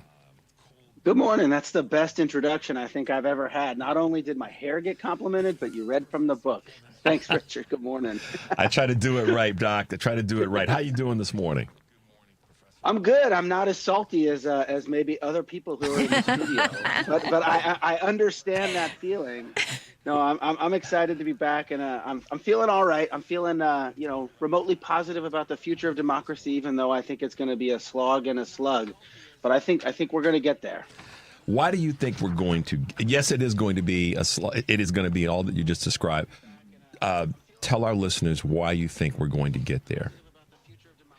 Well, I got to make sure everybody knows I said it's also going to be a slog and a slug, which might be why some people are feeling salty. Yes. Slog means it's going to take some time, and a slug means it's going to be a battle. So I think both of those things are important to remember. But look, I'm relatively optimistic. I'm a history professor. I study history. I know about the historic battles in the United States between the forces of oligarchy and the forces of democracy. And they're constantly battling each other out, and they have been for more than 200 years. And we do have a tendency in the United States to have a sense of common sense, a common center, a basic set of premises. Let's put it that way, set of premises that most Americans agree on. And if you today go issue by issue by issue, you'll realize that 60% or more of Americans basically believe or have a common sense on how things should go in this country. And what we're seeing now is the pendulum swinging so far to the right by Donald Trump and his fellow minions out there that I do think that the United States, the population is rallying to push that pendulum back towards the center to where it is. Now, I know many of my friends on the left think the center is not exactly far enough to the left, but it certainly is further to the left of where we are today. And I think we see the No Kings rallies. People are starting to wake up. I think the impact on American democracy is really pushing into many different aspects of people's lives. That's one thing that's been really interesting for me as a historian, is to sort of watch and see what it is that triggers people to be motivated to do something, what it is that activates something. For some of us, it was, Jimmy Kimmel getting fired or getting suspended. It was sort of something that seems less sort of impactful than others. For other people, it was ICE coming into their communities. For other people, it was just seeing millions of Americans show up, and so they didn't feel quite as alone or as hopeless as they might have felt. So I've been watching this sort of gentle giant that is the American population wake up to what is happening. So I'm cautiously optimistic. I do think, and we've talked about this on History Hour before, that I do think that the Democratic Party is also starting to wake up. Again, it's going to be a slog and a slug. But I do think the Democratic Party is starting to wake up to this sort of populist revolt, where the energy of the people is, where the energy of the population is. And I think right now we're watching in live time sort of a civil war in the Democratic Party between the sort of forces that are grounded in social democracy that were kicked off by Bernie Sanders and headlined by AOC, and now Zohran Mamdani in New York has sort of taken the mantle, and then the centrist people, sort of like the Chuck Schumers and the Jeffries and some of these people. I think there is a battle going on over who's going to control that. And I do think right now there's a huge amount of overlap in this Venn diagram between these two parties that I think people are trying to find out what that is, to take advantage of both sort of the more leftist, politically motivated, social democratic urges and the sort of more cautious centrist Democrats. And I think the Democratic Party will get there, and I do think they will present a fighting front to the Republican Party as it currently is sort of constituted in its MAGA iteration. Doc, A morning dose of optimism. No. Yes, it is a morning dose of optimism, and that's why I immediately asked you that question. The slog and the slug through is real. That is where we are, and I think the more that people recognize that, and I'm not pointing fingers at any of us in a negative way, but I'm saying it from a positive perspective. As we continue to recognize that, embrace it, we're like, okay, hell, bring it on. Let's do this thing. That's how I see it. And some folks may think I'm crazy, but I think that we embrace it. We acknowledge, we got a fight on our hands. This isn't going to be tiddlywinks. We got to punch a dude, not literally, nobody take this the wrong way, but we got to punch the proverbial bully right upside his or her head right now. And we have to be prepared for that being the fight. I'm acknowledging that it is that fight. And I know that many people are ready to go through the burning, across the burning sands, as the phrase goes, to get to quote unquote promised land, because it's there. And the author that I had on prior to you, Shen, talked about the fact that we're going up against a current right now. And the best way to go up against the current is stay connected. If I don't know if you've been river rafting before or been in challenging waters, but you win that by staying connected to something else, being moored to something else. But it starts with us individually saying, okay, we know this is a fight and it's real, and we have to do it in a way that's going to keep us connected. And when you slip a little bit, there's someone there to help keep you standing up. And I think that that's a big part of where we are. What are your thoughts there? Well, I think you're right, and I think I would double down on that statement. I mean, look, there were 2 million more Americans who showed up at the most recent No Kings March to the one 2 months ago. So there you go. People are holding on to each other as a foundation to push against that current that you're talking about, to stretch this metaphor as far as we possibly can. But I also think something else is going on that actually really excites me in some ways. Look, I'm in the university, so I've watched Donald Trump sort of take advantage of the system and find the little cracks and the little levers that he can to put us under his thumb as much as he possibly can. And if you sort of parlay that idea to what he expected to happen with these No Kings rallies, which was continued violence, which was, violation of laws and things like that. And I think the protesters did two things. One, they didn't bite. There was no violence at all. I mean, that's pretty impressive. If you get 10 million people, 9 million people to show up in cities across America, and they're all law-abiding, and they're all singing songs. Sure, there were some offensive signs that pissed some people off, but that's going to be life. But there was nothing major that happened that they could jump on and pounce on and retaliate against or claim was a terrorist uprising or something like that. But even more than that, what I loved about it was the general sensibility of mocking the king. Mocking the guy. It's not a bunch of protesters out there who are sort of, carrying weapons or anything like that, trying to threaten people. It's a bunch of people in frog costumes and dinosaur inflatable costumes, riding skateboards and doing dances together and stuff like that. And they're just sort of openly showing what ridiculousness is happening to our democracy. And I think that's really the tenor that is going to be the most effective. I think it's why Gavin Newsom has had so much luck in sort of mocking President Trump, because people want to see how ridiculous it is. They want somebody to acknowledge that they're not alone in this struggle. And so I agree with you, and I think that the American population is finding really clever and really innovative ways not to sort of bite on what might be, tempting to jump on, because we know the retaliatory forces are going to come strong, but also to sort of mock the king for having no clothes on. So I think and that's a disgusting is sight, Doc. Man, why did you say that? Golly. I mean, we all watch Come South on, Park, man. It's right? morning. I'm sorry, Doc. You saw South Park. South Park pulls no punches. No, So there they we don't. go. Those boys put it down. We're going to take a quick break. You're listening to Choose Views on WCPT AM 820 in Chicago and WARR 1520 AM and 103.5 FM from Warren County, North Carolina. I'm Richard Chu. We'll be right back.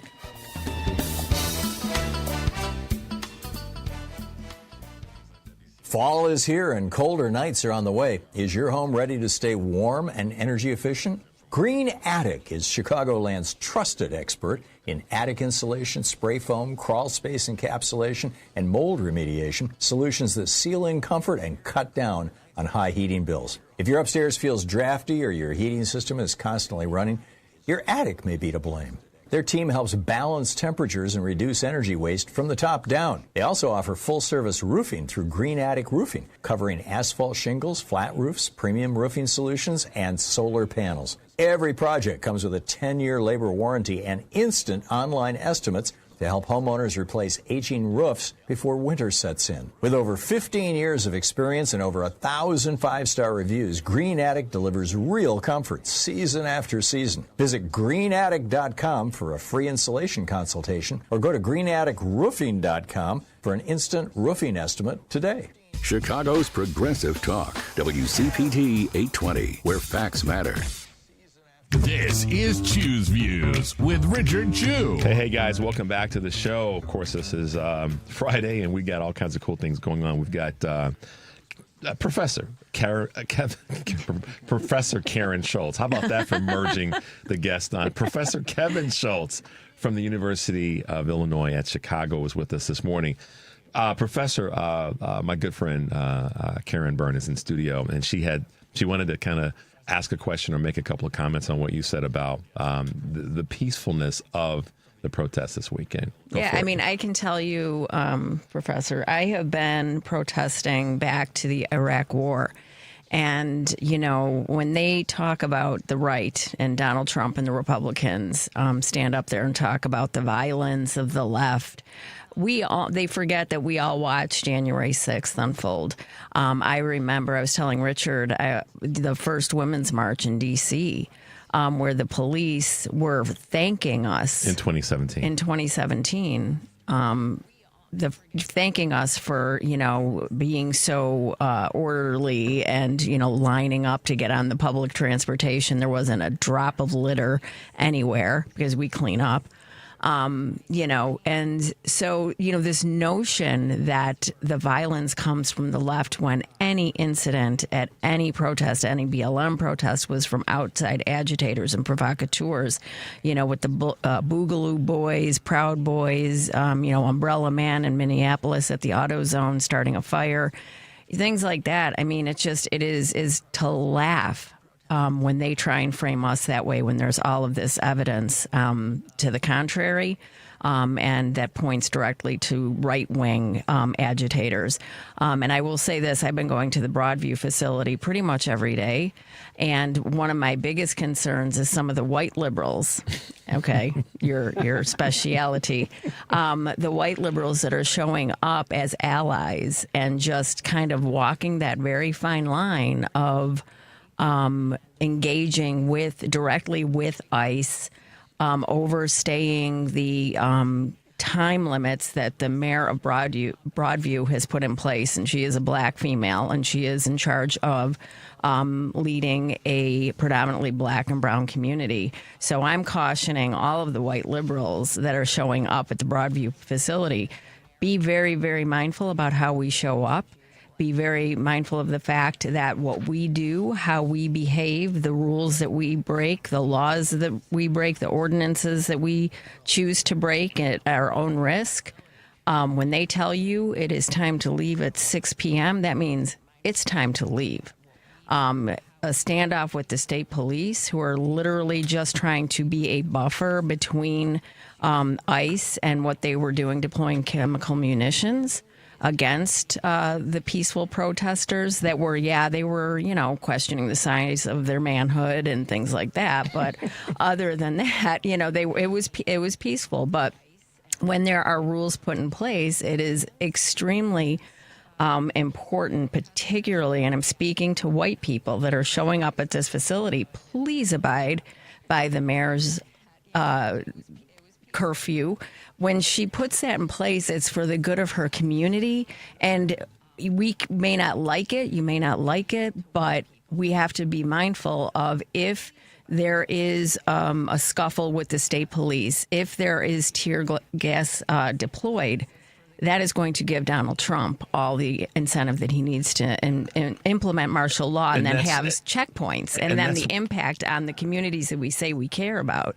And that's what going back to your point before we took the break, Professor Schultz, is you were saying that was the uniquely different thing about the protests this weekend, and that they got larger in numbers from what happened or that we had back in June. So I think it's a very, very important point that we stayed calm. Everybody was cool. And now the question is, and I'll put this in your lap, Professor Schultz, what's next? What do you see as the next thing that should be happening post this past weekend's protest?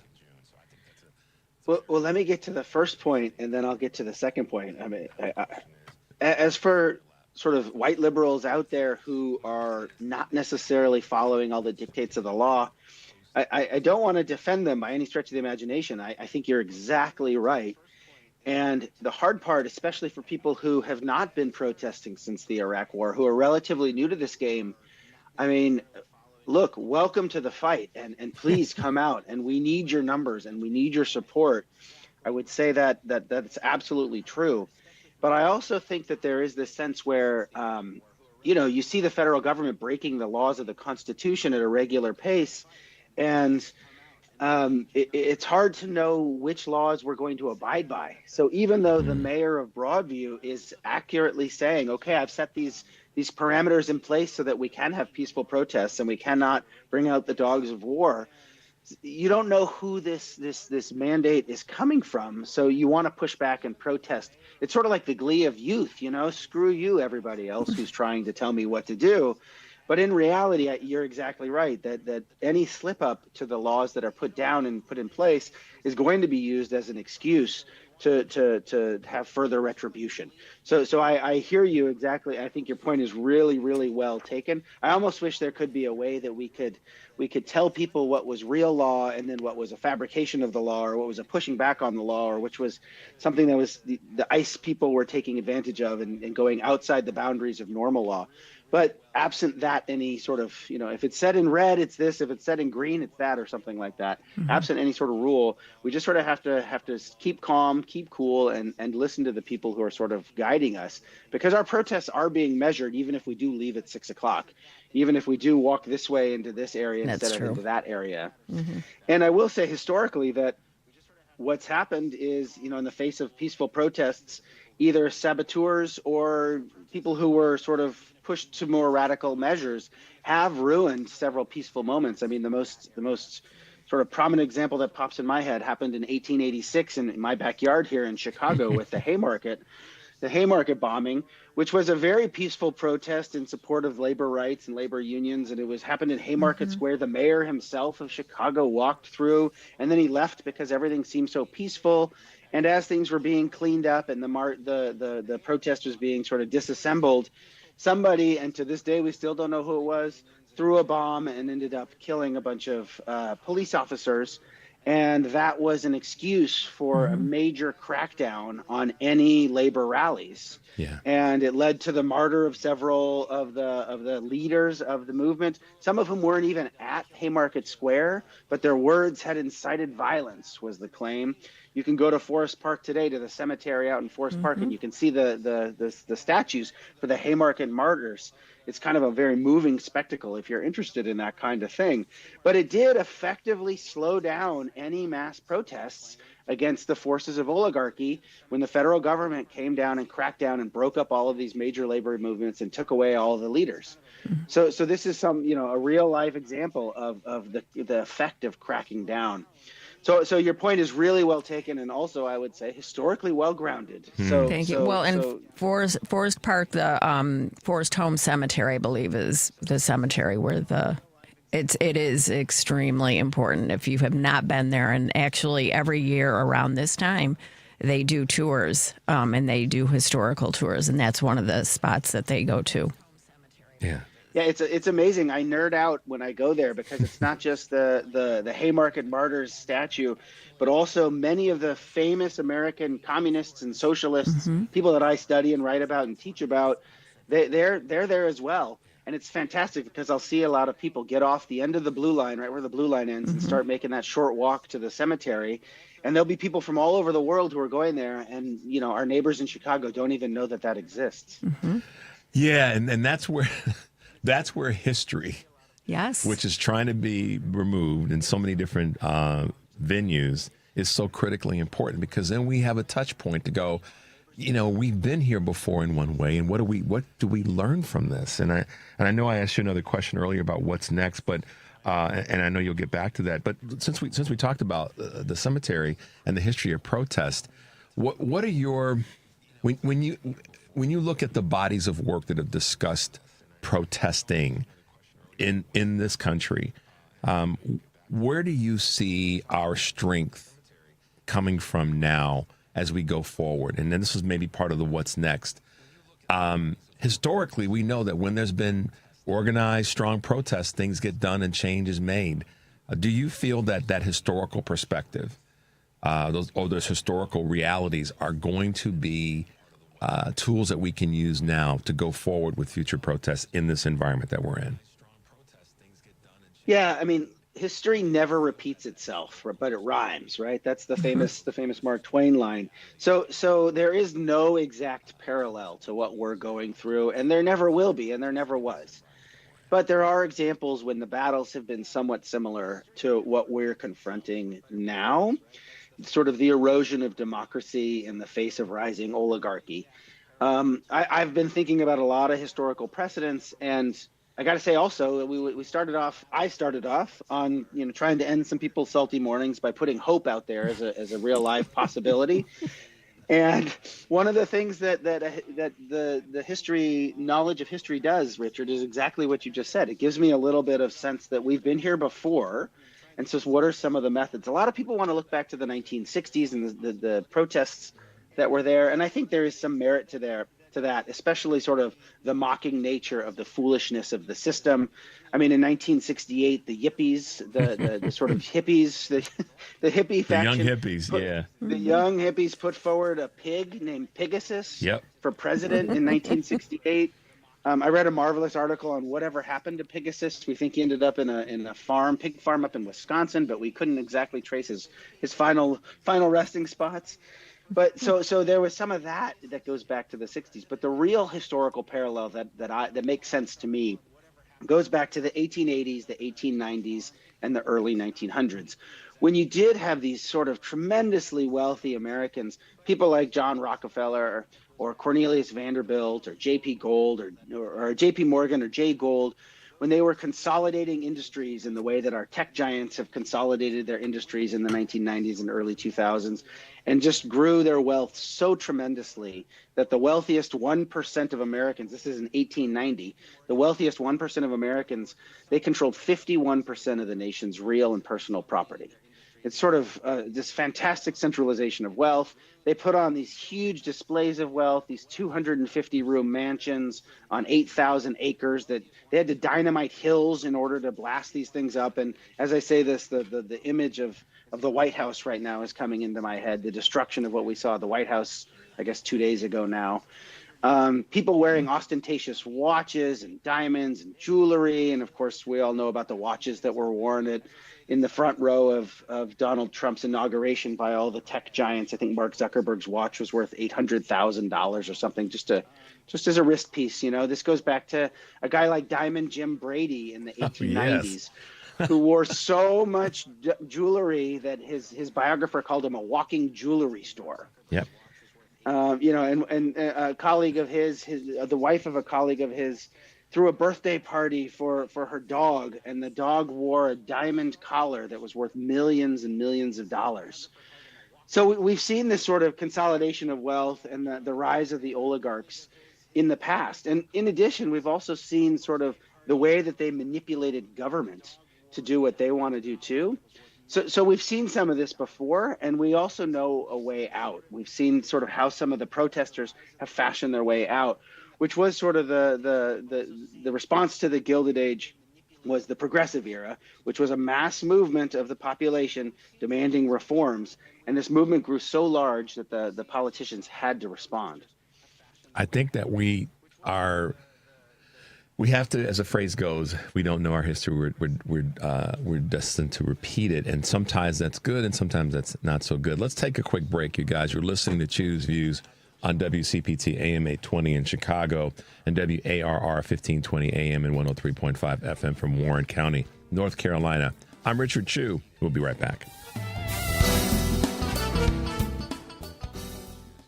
This is WCPT telling you how you can shop blue. During Donald Trump's 2024 presidential campaign, and now even, he had his rallies where he poorly danced to the YMCA. Let's take a look at all the musicians who threatened to sue Donald Trump if he used any of their music at his rallies. ABBA, Adele, Aerosmith, Andrew Lloyd Webber, The Animals, Beyonce, Bruce Springsteen, Celine Dion, Creedence Clearwater Revival, Earth, Wind & Fire, Elton John, The Foo Fighters, Free, Guns N' Roses, Linkin Park, Neil Young, Nickelback, Olivia Rodrigo, Ozzy Osbourne, Panic at the Disco, Pharrell Williams, Phil Collins, and yes, that includes Genesis too, guys, The Estate of Prince, Queen, R.E.M., Rihanna, The Rolling Stones, Spinal Tap, Tom Petty, and Twisted Sister. So if you're looking to buy some records or go see a concert, I consider checking those artists out. This has been WCPT telling you how you can shop blue.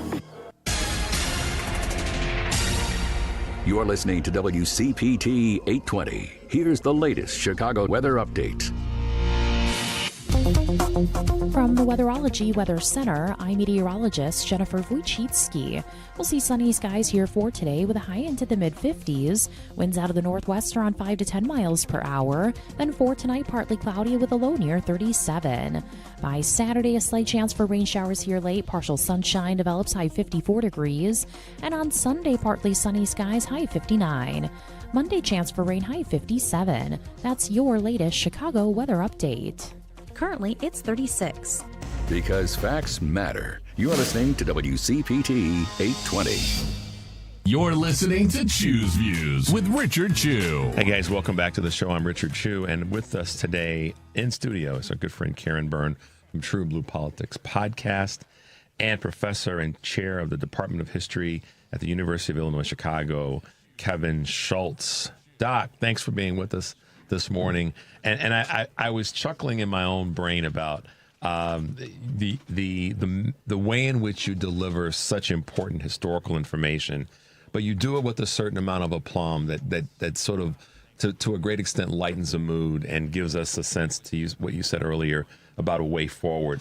And when we talk about, what's next, I think it's important in historical context to talk to people who have been here before. Talk to people who know what protesting is all about, or read if you can't talk to the people that they may not be around.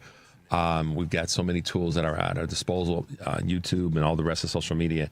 But I think it's important right now as we come up with a what's next to look at the things that have worked in the past, and that may start with talking with people who are still around that have been in this fight for a while. And although they may not want to be in one at this point in their lives chronologically, I call my sister out, not call out, but I use my sister Linda's name as an example, who fought for the passing of Roe v. Wade. She told me she didn't expect to be back in this fight again. But how do we maximize those voices that have done this before as part of our what's next?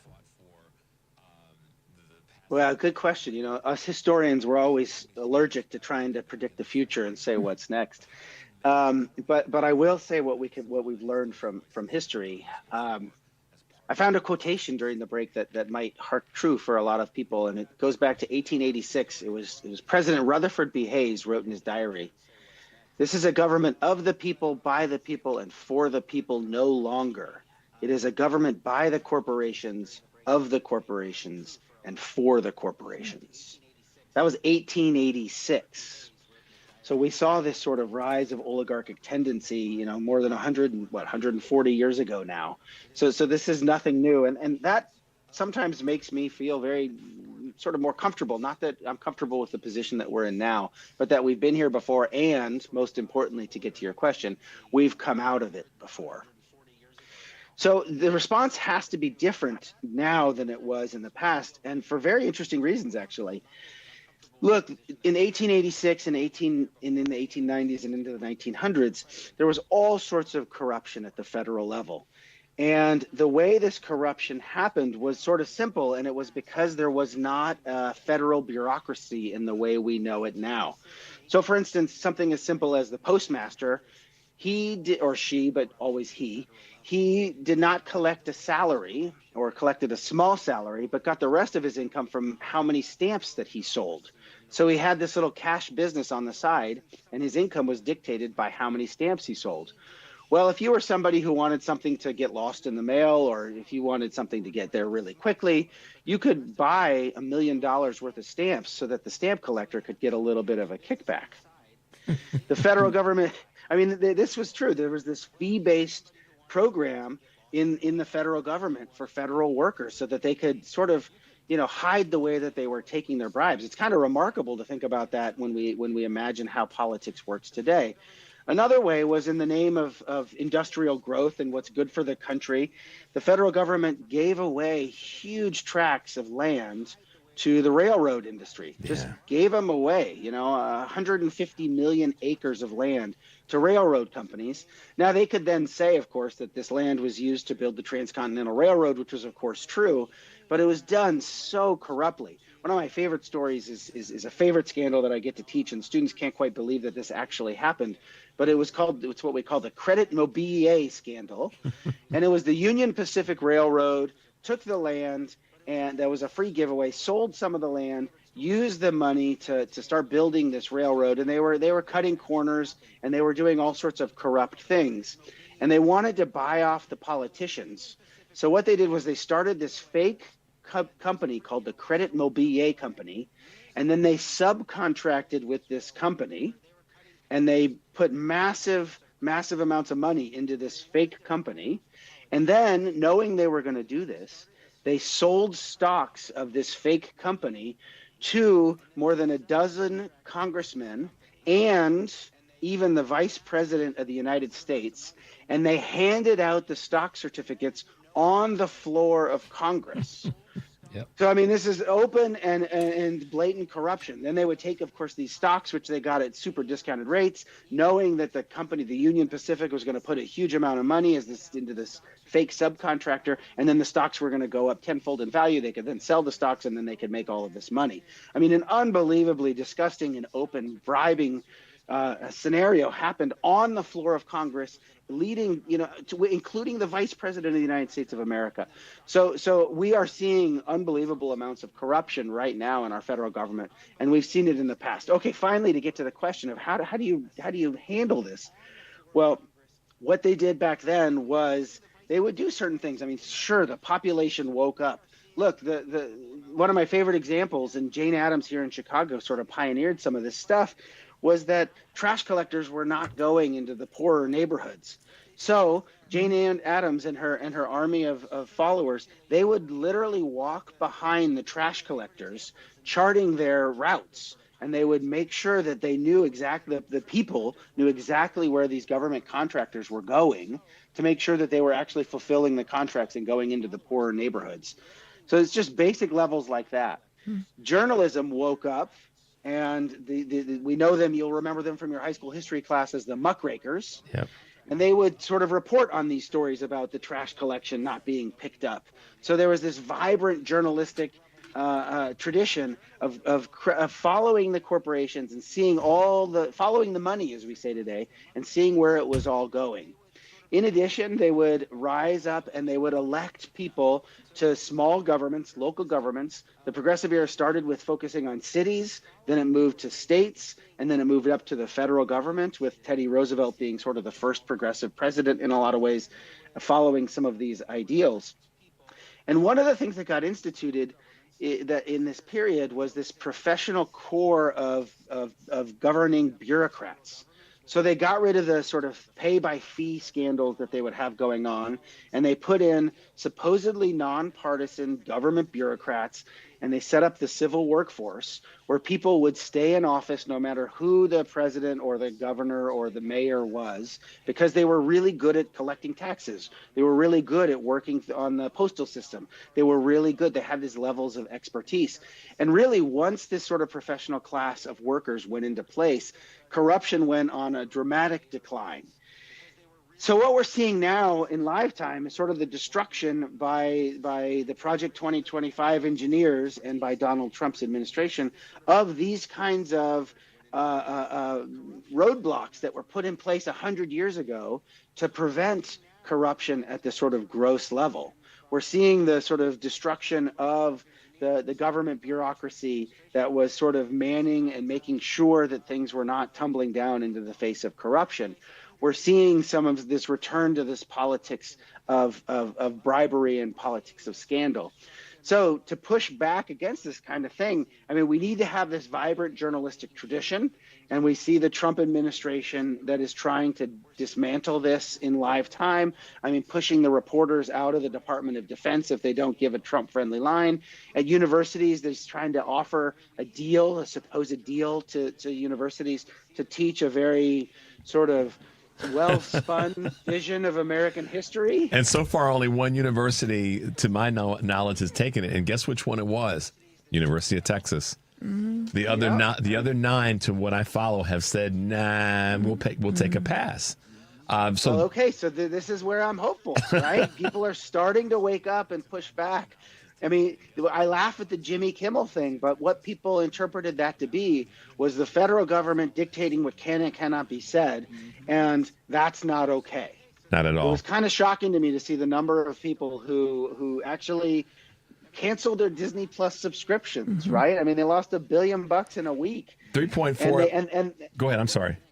And they resisted, they relented. Well, don't you think that is, I mean, and that really does speak to the importance right now in this moment for independent media. All of the people that, like the Joy Reids, like Don Lemon, and on, Roland Martin. I mean, the truth tellers, the muckrakers of today, because, I mean, we have this mainstream media. We got to stir up the pot. And to your point, Professor Schultz, what I think is interesting here about the history lesson that's learned and linking that to the Disney situation with Kimmel, we mess with their money. And I've said this a bunch of times. We started messing with their money. And it was not about, they weren't being altruistic when saying we need to bring him back. We did the wrong thing. They could probably give a darn about the free speech part of it on the front part of this conversation. We messed with their money, and they were like, it's only going to get worse. So we probably need to bring him back. And I think that we can't skip past the effectiveness of that. And then, of course, as that links itself back to what you said, historically, when the organizations decided to push back, or the individuals that were part of organizations decided to push back, change happened. And the crazy thing about it is, Professor Schultz, it seems from my reading and all my recollections and research, it happened quickly when large groups of people push back at the same time. There's an interesting component about the masses of behinds. I won't use the other word, but the masses of behinds pushing at the same time in the same direction, how quickly something gets taken National strikes. Yeah. So that's a great connection there. Thank you for kind of bridging where my brain was in terms of what's next and what we've done in the past when there's been the question around next. Thank you for that. Yeah. Go ahead. Yeah, of course. I was just going to say, you say it happens quickly, and that's both true and not true. Okay. It's true. It's true because, and this is going to be a huge shout out to all those organizers out there, all the people that are putting in the hours to make these events happen, who are asking for the city permits, who are organizing the forces online and rallying the troops such that it is. So yes, it seems to happen fast, and it's shocking to me what wakes up certain components of the population, and what people say, oh, these ICE raids, they don't really bother me. I don't see them every day. So yeah, they're awful, but I'm not going to go down to Bridgeview. I talked with a good friend yesterday who lives in downtown Chicago, and evidently downtown Chicago has been relatively ICE-free, relatively peaceful. I don't know that that's true. That's just their experience, this friend I was talking to. So they thought, yeah, this is awful, but it's not affecting me. Mm-hmm. And they were not sort of motivated to drive down to Bridgeview and rally. So I do think that, yes, these things do happen quickly when they impinge certain aspects that affect people's lives. But I do want to say there's a lot of slow moving behind That's the slog, yeah. that makes these things happen. And a huge shout out to the people that do that work, because it is thankless work and it takes a lot of time, and you're diving into the bureaucracy so that the rest of us can just show up and peacefully protest. And I love organizations like Indivisible, because what they're doing is they are doing the hard work and training people and how knowing your rights and how to protest effectively, and then also just they right out of the gate after the inauguration installation of Trump 2, they said we are not going to be able to stop it, and it speaks to something that you were saying earlier, Richard. We're not going to maybe be able to stop it completely, but we can throw sand in the gears and we can slow it down. And with the courts and just all of our protests and people showing up and disrupting ICE operations in the streets, in the neighborhoods, that is, I think, an important part of all of this. And one of the, to your point, slow and fast. Once things are in place, then they can move fast. But I agree with your reminder of that. The things that happen before an event or that are behind the scenes, Professor Schultz, are where it's a little bit slower and it's a little bit more nuts and bolts and all that to get to a point where then this is the message that gets delivered. So yes, slow and fast at the same time. I wanted to ask you, and I don't want to miss asking you this question, or kind of making this comparison to take us back a little bit to the earlier part of today's segment, when you talked about the fact that there's a pull inside of the Democratic Party with regard to certain voices having a certain position and others having a different position, referencing the Byrne AOC voice, if you will, and then the older established voice that's a little bit different. And there's some nuance there, and there's some very overt things that are going on. I liken it in some ways, not entirely, to how Martin Luther King and Malcolm X came together. A lot of people don't know that behind the scenes, Malcolm was a huge supporter of Dr. King. And it's documented by people like Andrew Young, and I've got some information over the next weeks that I'm going to try to dive into and have on the show. But Malcolm X was a supporter of Dr. King's effort.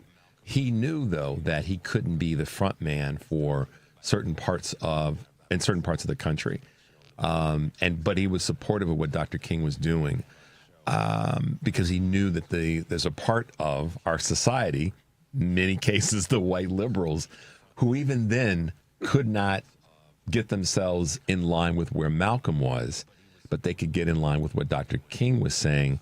Ironically, though, Dr. King and James Baldwin had issues with the complicated relationship between black civil rights leaders and white liberals that wanted to be part of the process.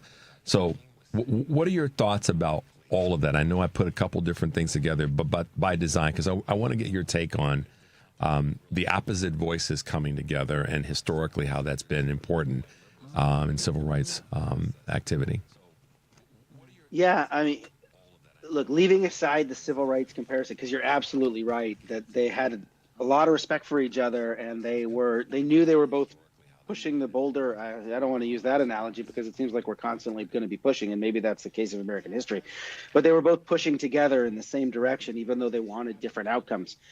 But to pull back from sort of the civil rights lens and make it even broader than that, what we know from studying history is that the most progressive laws get passed in the United States when the left and the center left come together, when they stop battling each other out for the finer points, or they stop being afraid of the ramifications of what they're doing, and they come together. So to give some historical meat to this bone here, if you look at the 1930s in the depths of the Great Depression, both the radical components, the socialists and whatnot, and the sort of more mainstream, what Franklin Roosevelt called liberals, he gave them that name in 1932 in a speech in the summer, and it stuck with us for 100 years.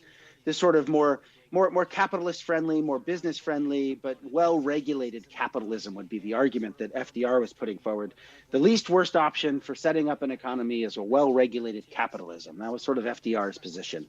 And the socialists, of course, thought this was ridiculous because it was just going to repeat the capitalist greed and system that was in place in the 19th century.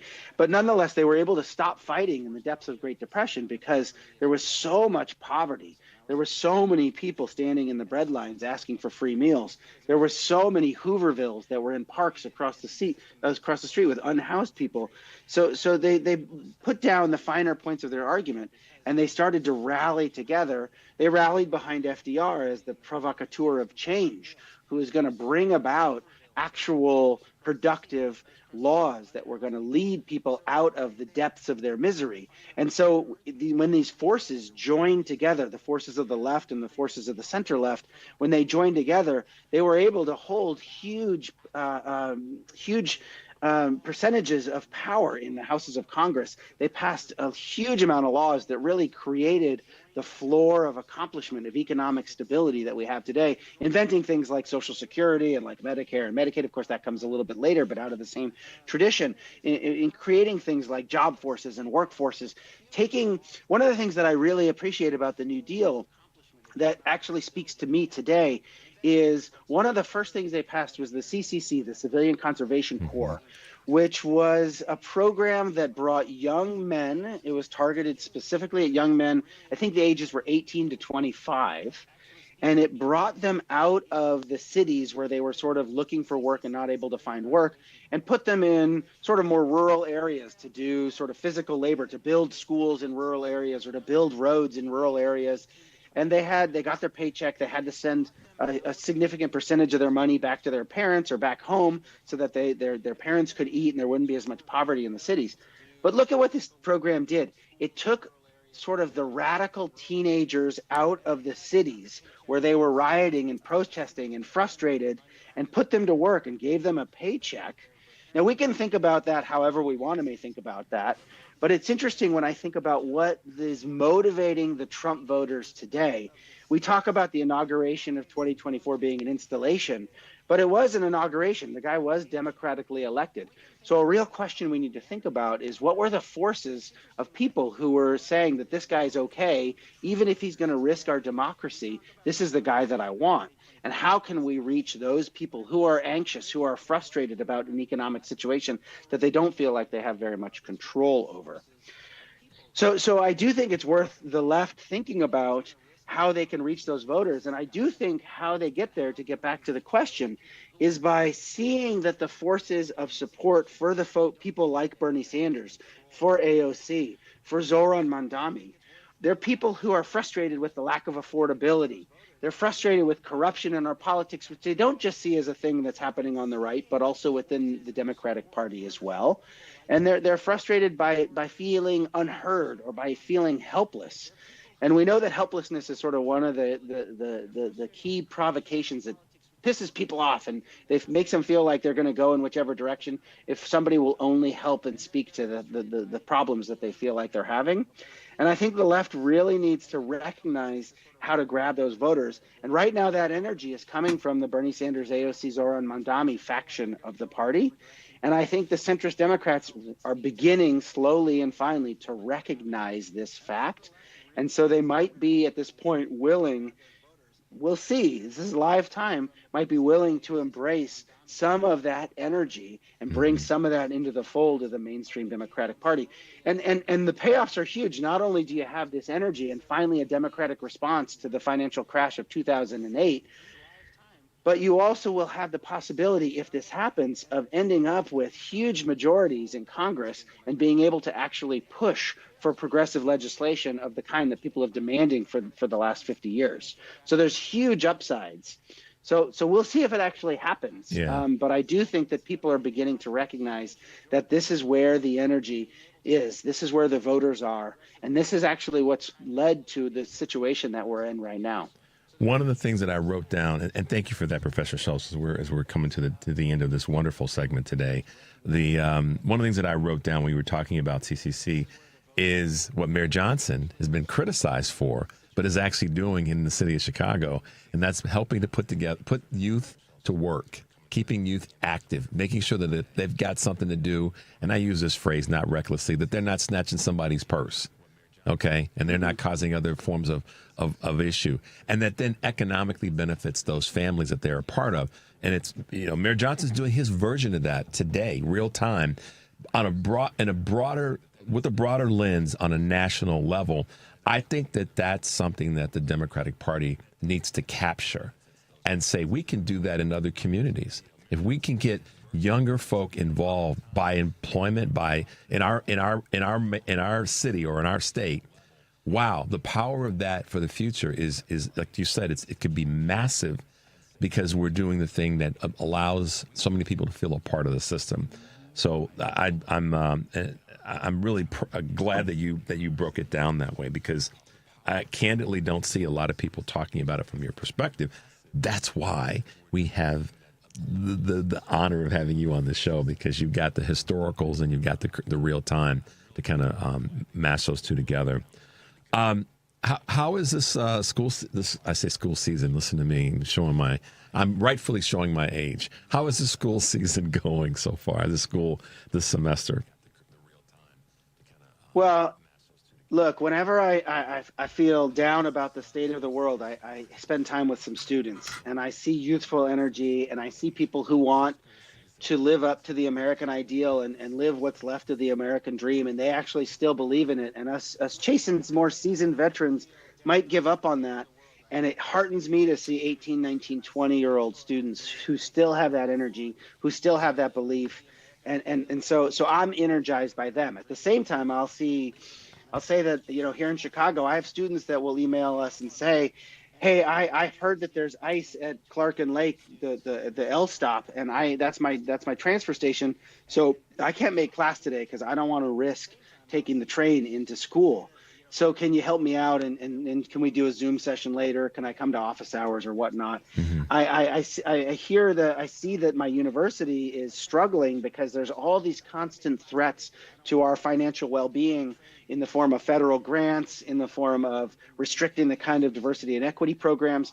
And, UIC, where I teach, is a Research One university right in the heart of Chicago that is a majority of its students are on Pell Grants, which means their parents can't pay for it. And they're first generation students, which means their parents didn't go to college. And so they're really churning out the American dream in my classroom. And I love to see it. It's one of the most energizing things. And yet we're at risk of sort of losing this force. So I'm both energized and cautiously watching very closely exactly what's happening.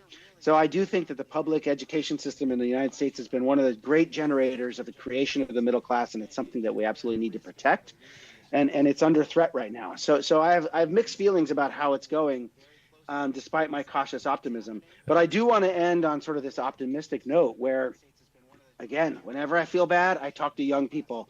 They're energized, they're excited. Sure, they're cautious, they're nervous, they're worried, and they're looking for ways to get involved. They're looking for ways to not just protest, but to live the dream that they want to live. And that's absolutely energizing. Absolutely. Can I do a quick shout out for something that I'm starting right now? Yes. I'll go real quickly because I know we have to end. But because of this interaction with the students, and I tell them, the kind of sense that Americans actually all believe on similar issues, I started this series sort of out of conversations with my students. It's on Instagram and TikTok. It's called Rule of 60.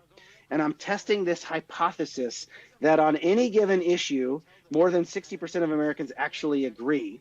And I'm going A through Z through issues. A is for abortion. B is for how Americans feel about black people and racism against black people. C is for college education. And I'm looking at the data, and I'm doing a few of these every week until I get to the letter Z, showing that most Americans actually share beliefs. And so if you are going to protest in the grand American tradition, you're in good company. So I'd encourage people who are interested in this kind of thing to go check out Rule of 60 on Instagram or on TikTok if you're young enough to have TikTok and see some of this work that me and my students are putting out there. Professor Kevin Schultz, we appreciate you being with us this morning. Karen Byrne, appreciate you being with us this morning. Thanks for We got to having do me. a quick hard wrap, but you guys stay safe this weekend. Thanks everybody for tuning in. Take a deep breath, y'all, and make your life count. We'll see you next week.